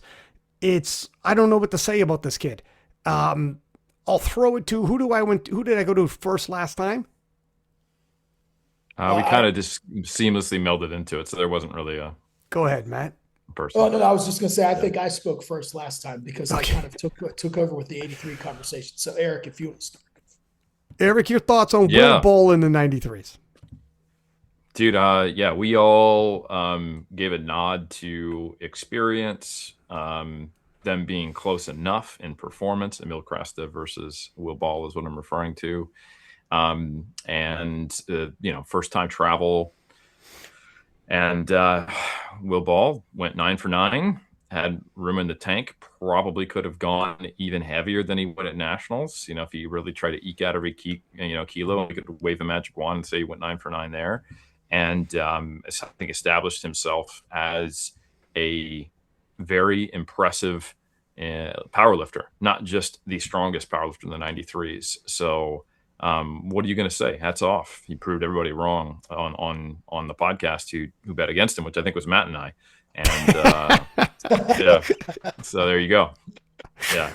What about the other 93s? And then I'll throw it to Matt with a couple questions here on the handling. So awesome to see Christian have that day, because if you've been following Christian, or if you know him or you listen to him talk, because he is a coach, and if you listen to him discuss things on podcasts, I get the impression, and I have respect for it, that he's trying to optimize every variable he can, and he is, I want to say, one of the oldest lifters as well in the current crop of 93s who's at this level. I want to say he's in his 30s, mid 30s, maybe even. Born in 91. There you go. So I think the rest of them are late 90s or 2000s. If we talk about, obviously Will Ball, we've joked about his age multiple times, but it's not that much of a joke. And so to see him, dot every I, cross every T, not just at this competition, but in a lifting career to get to this point, and not just get on the podium, but actually do silver against the most phenomenal 93 we have seen ever of all time at this stage. Arguably, I think we're safe to say that is a true hats off to the dedication, time, delayed gratification, effort, and doing everything on and off the platform that you can to get there. So yeah, it was really awesome to see. It was rough to see Mill just not be able to have the ideal day that he probably wanted to have. Not getting that third squat, it was probably game over from there at that point. So yeah, and just a rough spot to be in. But I got a lot of love from Mill, and I think he's still definitely a threat. And I think everything would have to go right and something's to go wrong for him to turn that around or to have come away with first on this day. But I still do think his top end is close enough to keep Will Ball honest moving forward. I'm going to throw this. Finally, one other thing I've got to say, and I know Matt will bring this up, but it was really tough to see. I'm not 100% sure how to pronounce his name, but the Algerian lifter Nawari. Do we think that's yes? How to pronounce? Ayman Nawari is what I think. Yeah, only needed, I think, what was it, 372 and a half to get on the like a silver, and he went for the world record. So that was, I don't know, like it's not the thing I would have gone for, either, dude. Especially when you already own the world record. My man, listen. It's Let me say something. That was rough. Are these guys even paying attention? Are they even are they aware what's going on around them? Do they know? Like, excuse me, sir. Do you see that? That's a scoreboard. You got a calculator? What are you guys doing here? Do you just come in here and be like, all right, so here's what we're gonna do. Last poll, obviously, we go for the world record, right? You decide that 2 weeks out, 1 week out. You show up on the day. Do you still don't pay attention whatsoever and be like, all right, well, listen, you already have the world record. As it stands right now, do you have it? Have you ever podiumed at the World Championship? No. You own the world record? Yeah. Okay. We didn't think we'd be here, but here we are.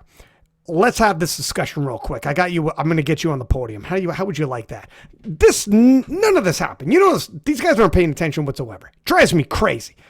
What the heck is going on here? I will echo the sentiments. I'm going to throw it to you, Matt, but Christian, 9 for 9. That's how you do it. The guy's a stud. Been around for a hot minute. He's the personal coach for Germans. Love Christian. He was phenomenal with Will Ball on that Paul White Lights podcast we did. Holy shit, he got personality. Love the guy. But 9 for 9, that's how, when the race is tight, and the race was tight, you bang it home and you grab that silver medal, and let's see what happens from that. And then, Emil, what are you going to do? That third attempt, got to be said, I know they felt pressure, and this is where pressure. Listen, Will Ball openly said, I do shit, like I change my Instagram bio, I do shit like this. I make you think. When you put your head on your pillow at night, don't tell me you're not asking yourself, what the fuck is he doing in prep? What has he got in him? What's the ceiling? And when I start talking crazy, 950 probably. Don't tell me when I do these things and the day shows up. 315 is there and you go 317.5 because you think you need it. And if you don't do at least 317.5, you've lost. Don't tell me there's psychological, these things are real. Like the pressure is real and overreaching is real. And why, if he didn't feel pressured, you got to think by the way the second attempt moved, they would have done 315. You got to think if you didn't think there was that kind of pressure, if it was Gustav, who's phenomenal, but it's Will Ball. And did Will Ball have 950? No, but if you say shit like this, you change your bio, you do all these things, you're going to be asking there's no way he didn't walk into this telling himself this kid's a freak and I don't know where his top end is, but god damn it, he's confident. It's got to be something crazy. We got to push. If I do anything less than this number, I'm out. So load that number. It works. To an extent, the psychological, it works. Will Ball openly said, other people are like, fuck me. I'll double back to you, Eric, because I know you're big on this kind of thing as well. But first, Matt, your impression on the battle, Will Ball, the attempt selections, try not to have a heart attack talking about Algeria.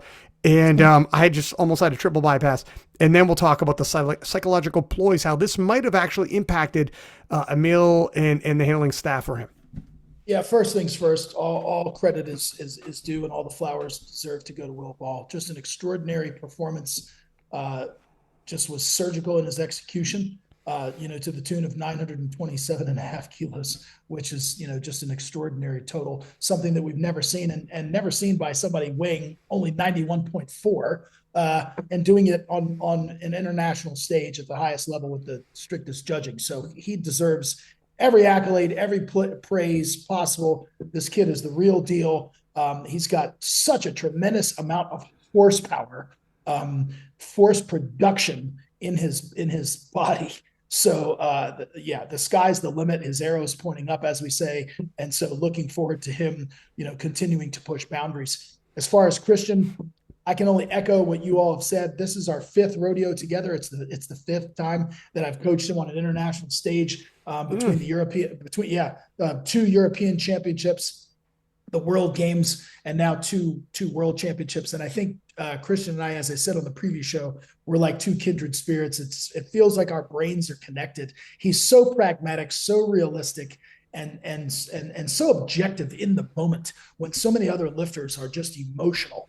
And so he's really good at assessing and gauging, what was the RPE on that? What kind of velocity did I have? And what do I have left in the tank? While also being mindful of the situation. But he paid, Peach and I essentially co-coached him on this day. I was kind of the lead, but Peach was there. So give credit to Peach as well. But Christian said at the end of this, and I thought it was a huge compliment, as he said, this is the first time that I've been to an international championships of this caliber where I've not had to look at the scoreboard, where I just was able to be the athlete, and was able to just let you guys drive and just really hand over the keys and not have to worry and just go out and execute. And so I think that's a tremendous compliment, but also a credit to him and his mental state. And to Eric's point, this guy tries to check every box and optimize every detail and cover all of his bases. And he does a phenomenal job of that. He's very mindful about his recovery, his nutrition, all these things. So it was really nice to see Christian be able to connect the dots and be able to make it onto the podium. And I firmly believe that he's capable of totaling well over 900 kilos. We played the day that came to us, and he had a significant amount left in that last deadlift, but we didn't need it. We took what we needed at the time. So yeah, I'm excited to see Jurin's, now 900 is his baseline. He should be able to total well over that. As far as Emil goes, I think you nailed it, Ryan. Christian. He hit, well, no, as far as Emil goes, I'm sorry if I've missed. No, sorry, you said Jurin's. Oh, gotcha. As far as Emil goes, you guys kind of hit the nail on the head. We saw him hit a 931.5 kilo SPD day on June 11th, but we all know that in the gym doesn't mean on the platform. And so when you're able to put together an SPD like that, it says, okay, here's what is potentially, here's what I'm capable of when I've got the manufactured gym atmosphere, when I'm able to put on my favorite song, when I'm able to lift at the tempo and the pace that I want to go to, when I'm on the rack that I want to be on, et cetera. And that's not a slight against Emil. It's just a fact that, look, your total is going to come down when you come to Worlds. And I was looking at his open powerlifting, and one thing that I found that was kind of interesting was the last time that he hit a 9-for-9 performance, I believe, was at Silent Worker. And so that's one of these meets that's, kind of, shall we say, more for entertainment value rather than true competition. And so I think, I don't know, I think they need to take a look at, he's got to be able to make 9 lifts against this type of opposition, right? If you want to score as many kilos as you're capable of scoring, you've got to make all 9 lifts. And so to your point, Ryan, I think that last squat, he got called for up and down. I believe it was a blue card. He completed the lift, if I'm not mistaken, but it was called on a technicality. And so, look, would 315 have gone better? Yeah, I mean, probably so. And then for him to miss the last deadlift, it's just, he has to put every single one of those attempts on target, as we say, and essentially hit the bullseye if you're going to maximize your total, to the tune of a 900 plus kilo total so that you can be higher up on the podium. And he wasn't able to do that. And then when we go to the Algerian guy, look, I've coached against these guys before. I don't know them by name. I told Peach at the beginning of the day, I said, we have a significant advantage over Team Algeria. I don't care that, respectfully, I don't care that this guy totaled 900 kilos, but coaching matters. And I said, they are going to make a mistake. They are going to unravel. Just let them crash and burn. And that's essentially what we did. Those two coaches that were coaching that Algerian were at each other's throats in the middle of squats. Now, I don't know if that's the way that they normally carry themselves, but they were constantly arguing and bickering and barking. And look, if you have a personal problem with another coach or a disagreement, you need to take that away from the lifter, because I can't imagine that does well for their lifter's mental state, right? It's going to create doubt. It's going to create uncertainty, anxiety in that lifter. And I can't imagine that's a good thing. You know, I've told Pete, I said, if you and I ever have a disagreement, we're going to take it outside and get it. We're going to get it sorted as gentlemen, you know, around the corner, not in front of the lifter. So anyway, Algeria just unraveled, missed 2 benches. And then to your point, Ryan, my goodness, in the deadlift, like what are you doing? Like, it's unfathomable that you already hold the world record. And you say, you know, to your point, you know, I have the opportunity to get myself on the podium, and you're like, nah, I'm good. I'll go ahead and go for the world record after a really hard second attempt, or a really challenging second attempt. And so, yeah, they just crashed and burned and kind of unraveled. And, you know, that was to our benefit. I also posted you that 931 in the gym for a meal. Again, the pressure and that Will Ball applies to these guys. He might have semi Russell Orheed himself and might have left his best in the gym. Don't know. But Eric, what are your thoughts on all of that? Yeah, I think, is it possible that you can psychologically rattle other lifters or handlers? Of course. Doesn't need to be. You know, this is an individual sport. You don't get to punch them or kick them, or there isn't. If there's a psychological offense, it should be a minor player, and that means there's also a psychological defense. And I think Christian is a great example, and exactly what Matt described, of how it doesn't matter what you do on Instagram or what you did in the prior competition, of a lifter who would not ever be rattled by that, because they're in complete command of their own athletic journey, and they have a realistic idea of where they can be, and they will perform at the peak standard when the time comes. And in my mind, that is the definition of an advanced lifter. This isn't basketball. This isn't team sports. It's not boxing. And if you need to have a rival to be at your best, it's a weakness, not a strength. Period. So I think the goal of a coach and an athlete is to be in command of the variables which are going to be impacting your own performance, and not to allow things that should have no objective impact on your performance to affect them.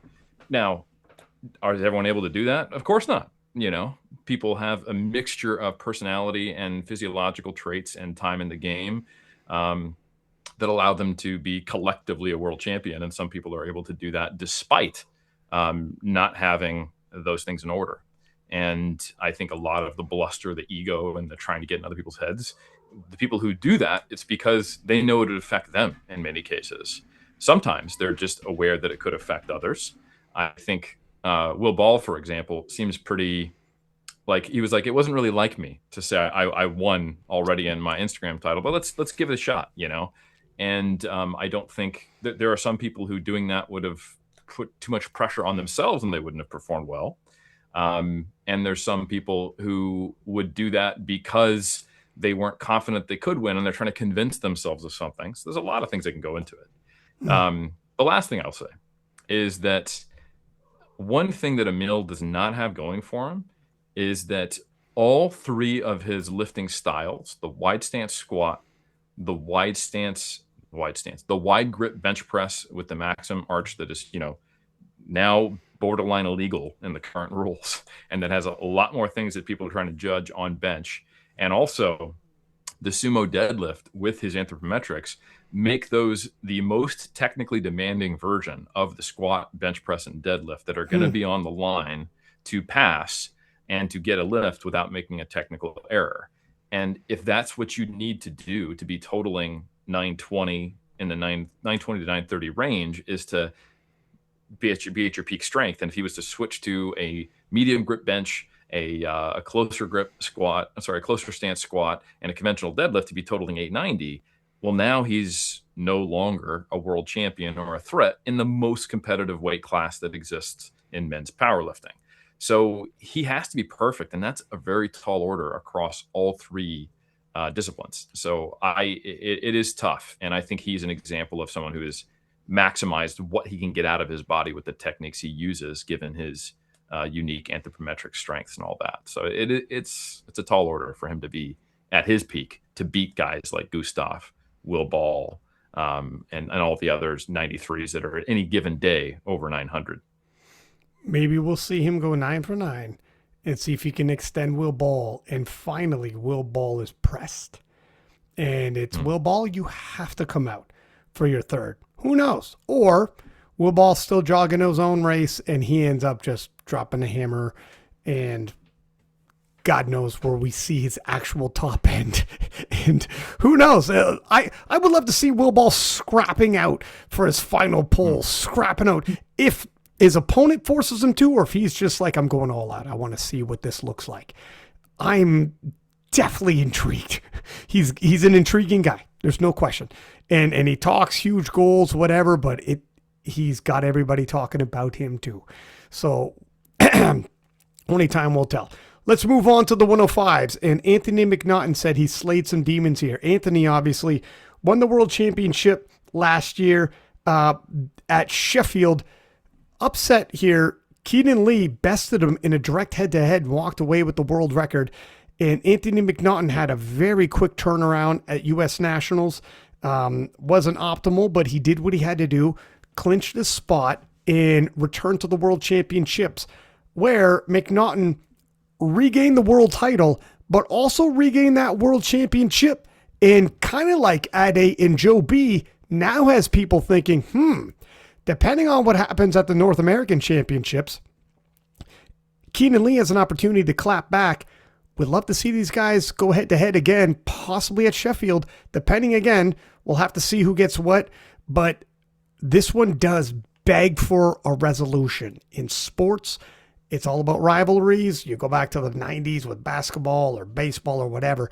Rivalries is what you remember, and we got a good old-fashioned rivalry brewing here. You got to get those fellas on the same platform. But first, Keenan Lee, he's got to do his damn thing, retake that world record, and be like, my friend, you want to go head up again? Because last time I saw you at Sheffield, I gave you an L. That's what everybody wants to see. It's what everyone wants to hear, and people are like, I'll tune in. But it's not just McNaughton. Anatoly, whom I got for a quick little freaking 20-minute podcast with an interpreter on the platform, had an absolutely insane squat session, 350 kilos, 771 pounds on his back, took a knee and folded into that knee. I would have thought every ligament in that knee is gone. I would have thought there's no way in hell he comes back. I can't believe he took a freaking knee with 350 kilos and then folded to his left and then came out for his second attempt. And you know how quick this turnaround is at the World Championship. And I'm like, my God, spotters and loaders stay real close to him. 350 kilos cut it high. Well, I guess I'd be a little gun shy. I can't believe he came back. And 350 kilos high, like definitely high, wasn't borderline. And I'm thinking he's probably going to bomb out, but heart of a lion, I can't believe he came back. He'll probably come back again, cut it high again. He's probably in all types of pain. Comes back for his third, hits it. And I'm like, what is going on here? Game on. So I guess we're playing ball. I guess the ball game resumes. And Anatoly's in the mix. Yeah. Anatoly in the mix right to the tune of 935 kilo total. Actually, thank God, for the love of God, Anatoly actually goes 3 for 3 in the deadlifts. This guy's deadlift attempt selection previously has been spotty, is the kindest way to put it. He's bombed before on deadlifts, despite the fact he's a multiple-time world champion, different divisions, different weight classes, 2-time world's best lifter. You wouldn't think this kind of thing would happen, but he has some really bad deadlift attempt selection at times. Not this time. At a time when they needed it the most.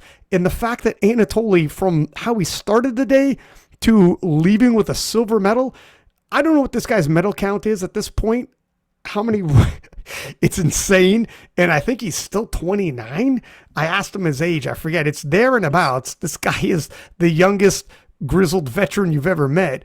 But my goodness, I have not enough to say about Anatoly. The guy has become legendary.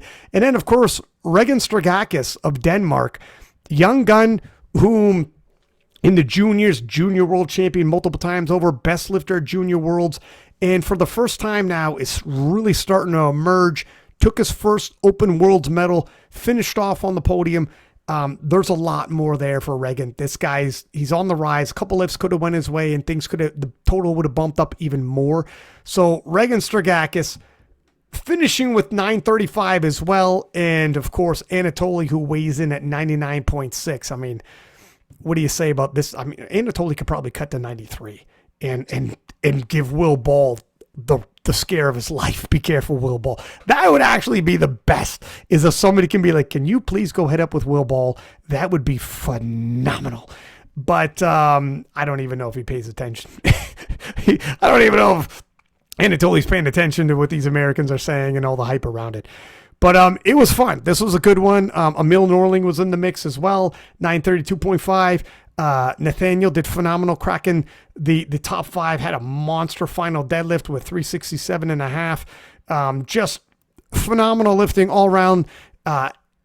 Eliam from France as well, given that 397.5 final pull and just barely missed it. I mean, this was a fun one. What are you going to say? The 105s were on fire that day. McNaughton just a little too far ahead. I need a battle for gold to be the most memorable of, but with what happened with Anatoly and these young guns emerging, and there's so many storylines here, it was fun. Matt, what do you think? I mean, Ryan, you just gave a phenomenal wrap. Every now and then I get one. I've been outshined most of this podcast, but this one was mine. No, that was phenomenal. You freaking nailed it, man. That was spot on. One thing I'll just admit to, just to piggyback on the Anatoly thing, when he did that first squat and went down on one knee, I have suffered a catastrophic knee injury before. I cringed when I saw that. I mean, I really genuinely thought that he was hurt. And when he came around the corner and limped past me, I thought he was done, because he walked back toward the warm-up room. And I thought he was just like, hey, I'm throwing in the towel, I'm hitting the showers. And then he came out for the second squat, and I said, I can't watch it. I'm not going to watch, because I honestly, genuinely feared for him. I was afraid that he was going to get hurt. And then somebody said he cut it high. And then I heard that he made the third. I still haven't watched the third. Somebody said that he hit that. And it was pretty damn easy. Like, he smoked it. So to your point, Ryan, all credit to this guy. And he did finally get the deadlift attempts right. That tied his PB, the 352.5. I mean, if you're a 352.5 puller, still, those are really tight deadlift attempts. I know, man. I mean, my goodness, man. You're opening on 330. You should probably be opening around 317, 320-ish, taking some bigger jumps. But anyway, to his credit, hits a deadlift PB and was able to hang on to silver. Really cool to see Regan Strigakis get on the podium there. It was interesting because he and Emil had the same exact body weight. And so you can't, that's crazy. You can't land on the same total, because then it goes to the lifter who hit the total first, which we've learned. And Emil Norling hit the 932.5 mark with his third deadlift, finishing off at 375. So he hit the 932. So it forced Regan to take 382.5, to eclipse Emil and end up with a 935 total. So anyway, that's just interesting to see. And that 382.5, to his credit, I mean, that was pretty much like a limit lift.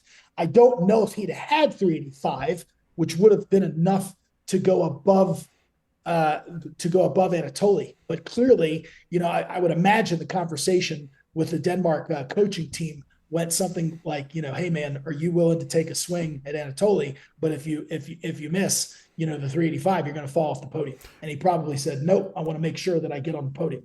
And so I think it was best they did what they did, get on the freaking podium. Oh, to 100%. It'd be amazing to collect, a win over Anatoly and take silver. Because Anatoly's a legend, but don't get greedy. Like, holy shit. Yeah.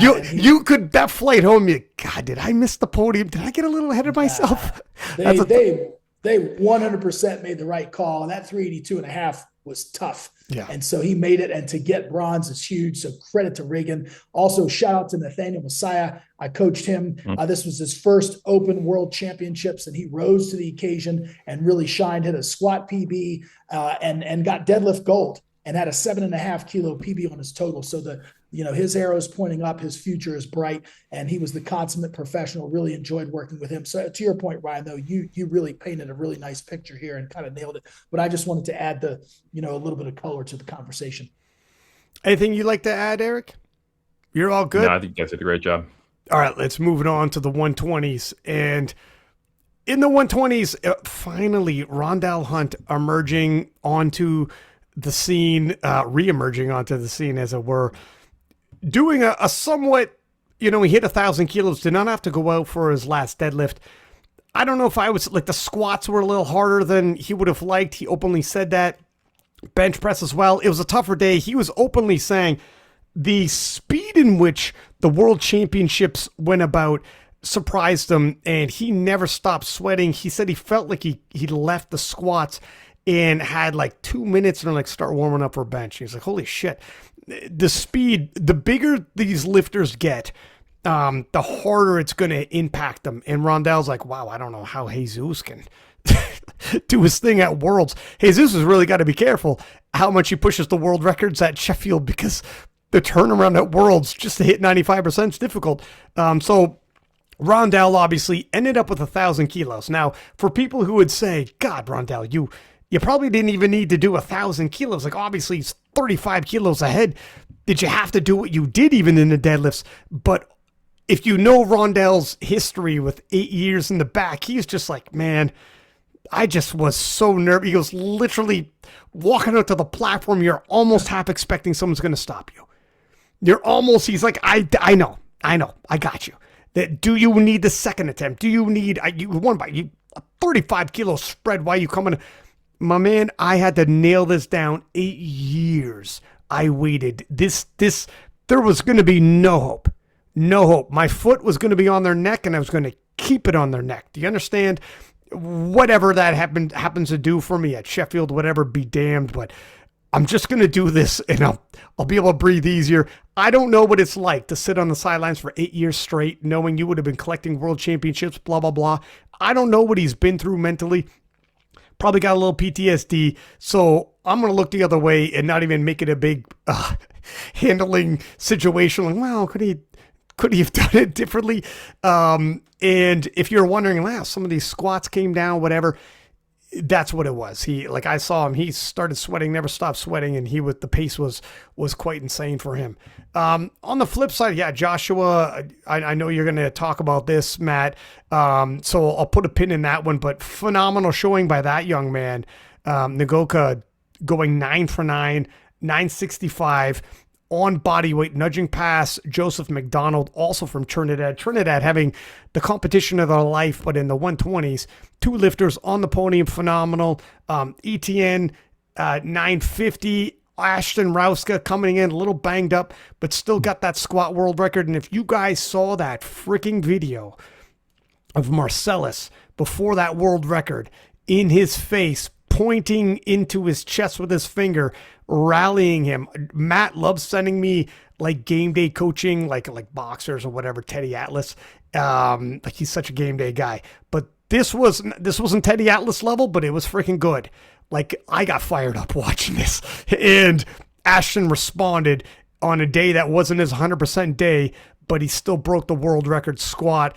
And I would love to see Ashton 100% in return, because I know obviously he's capable of more than 935.5.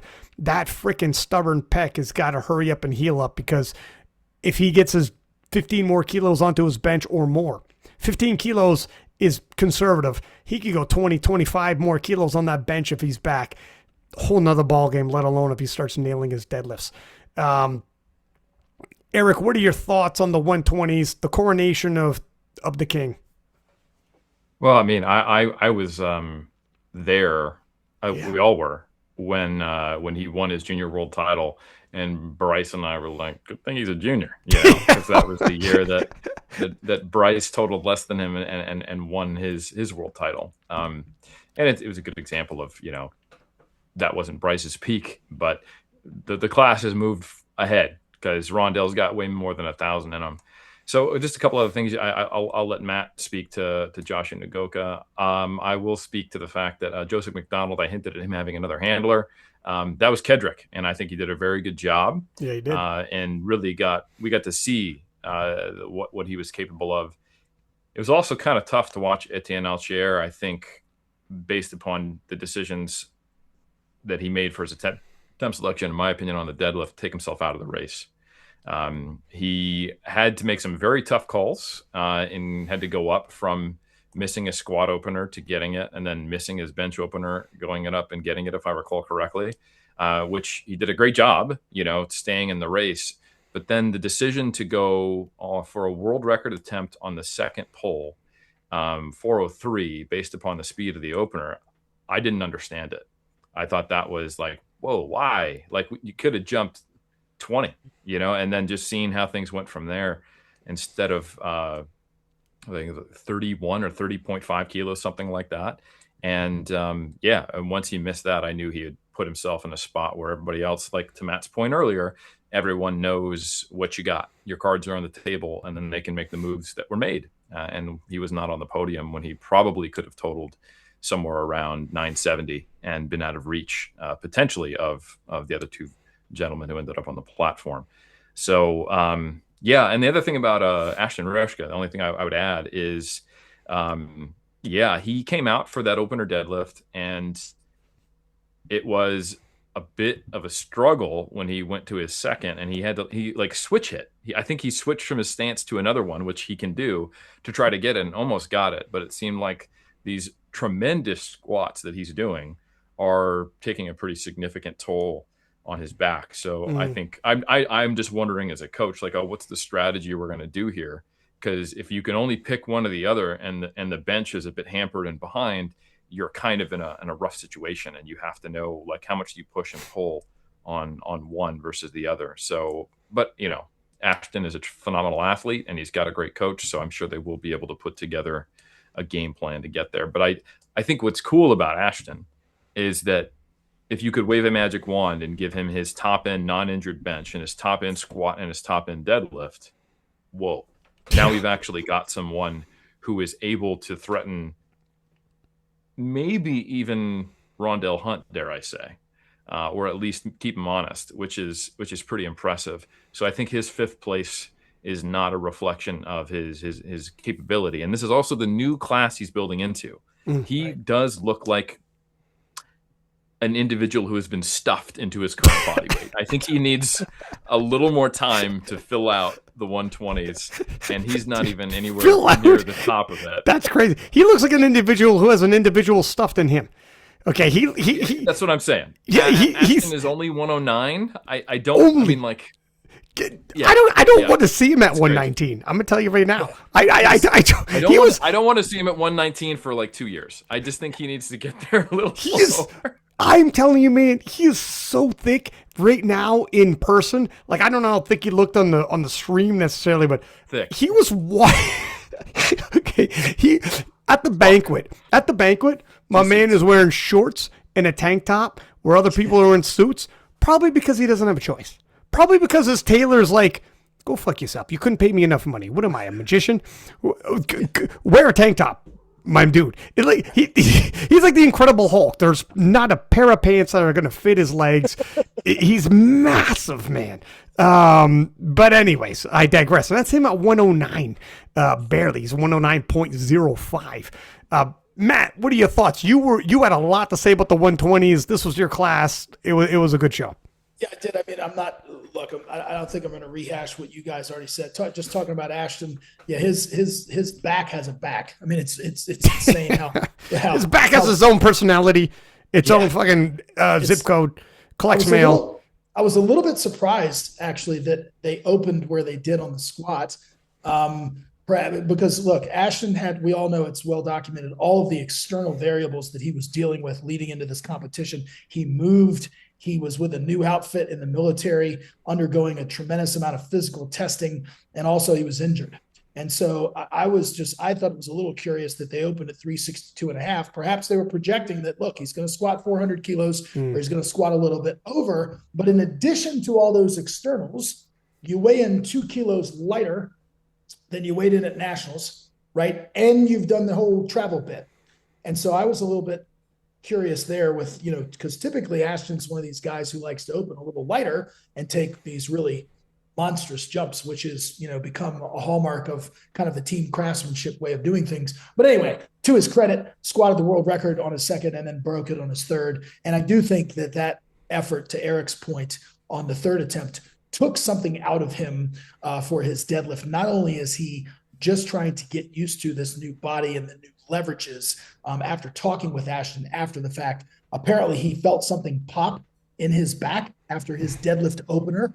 And so, he comes out, misses the second one badly, and then being the switch hitter that he is, switches to sumo, and God bless, almost gets it. So, yeah, I think to your point, Eric and Ryan, if this guy were firing on all cylinders, he's totally healthy, he's closer to 120, he doesn't have all the externals. I mean, we're talking, he's somewhere in the whole Bob Matthews territory where Rondell's got to check himself and make sure that he doesn't miss any attempts. But all credit to Ashton for hanging in there. I was surprised with the Etienne Alsher deadlift attempt selection. That was really curious to me. To Eric's point, you've stayed in the fight there on squat and bench like you should, but you're taking really big swings there on the deadlift. And so your circa 400 puller, you should probably be opening a little bit lighter. But hey, to his credit, he went all in, just wasn't able to connect the dots. Then it was, of course, down to Joseph Donald and Josh Ngoka. After the battle was done, Josh kind of cheekily said, now we're 1-1, which was kind of funny because Josh, of course, got the better of him at Junior Worlds. Or I'm sorry, Joseph got the better of Josh at Junior Worlds. So now they're tied. And so it was a lot of fun working with Josh. Really excited to see his growth and development, hit a junior world record in the squat to the tune of 372.5 kilos. And tied his PB on bench and then went ahead and pulled 372.5 on the third one. Had more, but we didn't need more. And so we're just playing the game there. He's pulled 380. Ryan, I think you'll recall his deadlifts are lightning fast. I mean, if you blink, you miss him. So he's very, very fast, very explosive. Also, I just want to harken back to the previous show. I did say that Rondell would only need about 1,000 or 1010, and I said that nobody else would even be sniffing 1,000. And so I think this speaks to, again, talk about it all the time, capability versus probability. And also, again, when you get into a mix where we've got a flight like this, a fast-paced, fast-moving flight where you only have eight lifters, you're just not going to see a lot of people sniffing 1,000 kilos. Do I think that a handful of these guys are capable? Of course I do. When the stars align and when the situation's right, and situation's conducive to that type of performance. But in this case, it wasn't. Josh didn't even tie his PB. We were 0.5 kilos under. But you play the day, you play the game, and it's all about placing as high as you possibly can. And you say, screw the PBs and screw all that stuff. What's more important is placing and getting on the podium, because there's only one day out of the year when you can do that. And then, of course, we get to Rondell, and I'm not going to add much there. Congrats to him. I was thrilled to see him finally do this thing amidst all the politics and all the crap that he's had to go through. And so now he can check that box. He's an IPF World Champion, and now we can let him get healthy, and again, Sheffield engineered for high-level performance. It'll be really exciting to see what he can do on a Sheffield stage in an environment where he can really, intentionally drop the hammer. And so clearly he was holding back. Clearly he was being smart at this championships, just taking what he needed to create that buffer, if you will, so that nobody could be within striking distance. And he did just that. So all credit to Rondell. Very, very happy for him. Let's talk about Jesus Oliveras in the 120s. Jesus, if the fellas in the 120 saw it as a brisk pace, imagine what Jesus feels. And this is going to be a bit of an issue. He's going to go to the Sheffield event and he's going to look to extend his world record, and it's going to be harder and harder for him to even make it to that event, while the World Championships have such a small flight and a big man like Jesus has to shuffle such big weights. It's quite the conundrum he's backing himself into, but it is what it is. He's collected his 6th World Championships, which of course breaks Ray Williams' record. I'm not sure what the record is overall for World Championships in the Classic. We can wait and take a look here. I don't know if Matt knows off the top of his head, but Jesus Oliveira, I mean, this is obviously his era, cruises to another world title, over 50 kilos spread between him and Holinay of Ukraine, who came in at 10:45. AJ Sharma, who, Matt, you'll be able to speak to with 10:32.5, had another phenomenal day himself. Missed his last deadlift. I'm sure he's bitter about that, but huge 432.5 squat. And then Timur, who for a second there had me a little excited. He weighed in at 155 and squatted 420, and his strength levels were definitely up. But after squats, and it looked like, look at, if he hit that 432.5 on squats, game on. Game on. Old Timur is back. Timur dropped his body weight into the 130s. Last time we saw him at this body weight, he was a threat to Jesus, at least enough to keep Jesus honest if Jesus has a bad day. But as soon as he missed that 432.5, if I'm honest, we knew, all right, you had to go 9 for 9 if you were going to press Jesus, and you needed to have your strength levels up like we'd suspected you might have been able to this whole time before you did that body weight cut. And after that, he's missing benches, he's missing deadlifts, and that unfortunately is all she wrote. And Ray Bowering from the B flight finishing, rounding out the top 5. Hats off to him. GB, 2 lifters in the top 5. Good showing. And of course, like another freaking podium finish and more medals and points and whatever. And GB, it feels like every single session had this. Matt, what were your thoughts on the 120 pluses? Yeah, first of all, credit to Jesus Olivares. He becomes the only, he becomes the super heavyweight with 6 titles to Ray's 5. The only person who has more IPF Classic World titles would be Fedosienko with 8. And so he stands alone there with 6. And a really good performance by Jesus. I was shocked that they actually took 3 squats, but I think, maybe to your point, Ryan, they saw, look, they've got to hit that 1095 threshold. And they thought, hey, look, we're going to need a 3rd squat here. You're going to have to take one whether you like it or not, because that has been customary in the past few worlds where he's basically crossed the 1,000 pound threshold in the squat and then passed on the 3rd one. But to his credit, he took 3, and that's a short amount of time to take 3 squats that are that heavy, right? 3 squats that are 430 plus in that short time frame. So I think that was actually a PB for Jesus, taking that many squats at that weight in such a short time frame. But look, he put together a nice meet there.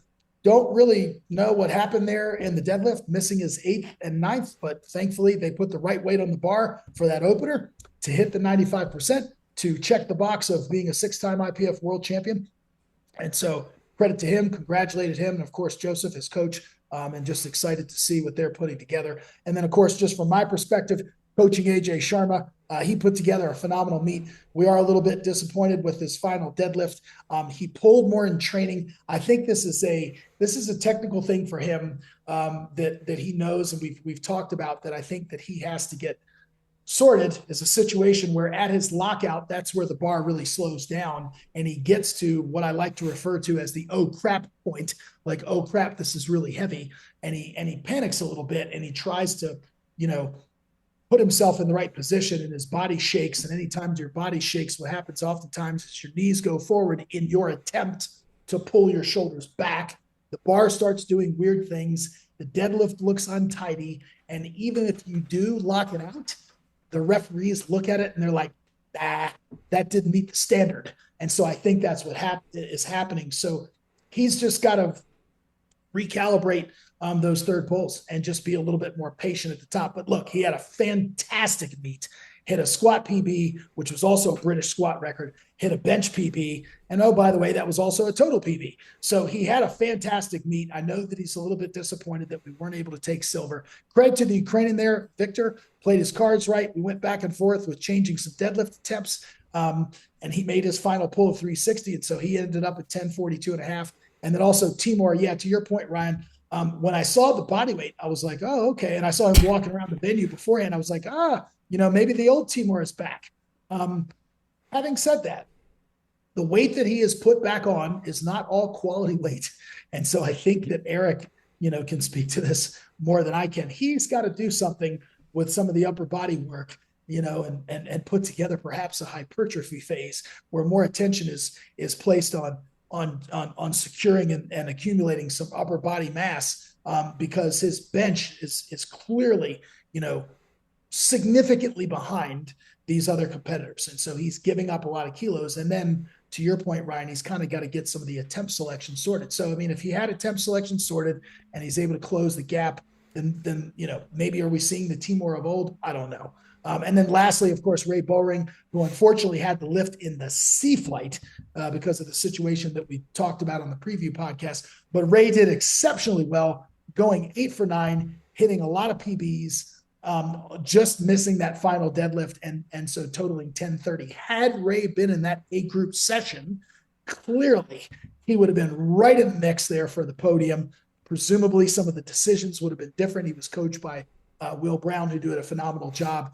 Obviously we would have split the two lifters as we did anyway, but those cards could have been played a little bit differently, and he would have been in clear running for the podium. But I think, that's kind of the story of the supers for me. It was the Jesus Olivares show, and then everybody else. One thing I'll say before I give it to Eric, Joey did do a good job with Jesus, because their decision to go up for 3 squats, good decision. And their decision to lock up Sheffield with the first opener, good decision. And then after that, it was going to be all gravy. And as it were, he never had another lift in him. So they got exactly what they needed. Joey got exactly what needed out of Jesus.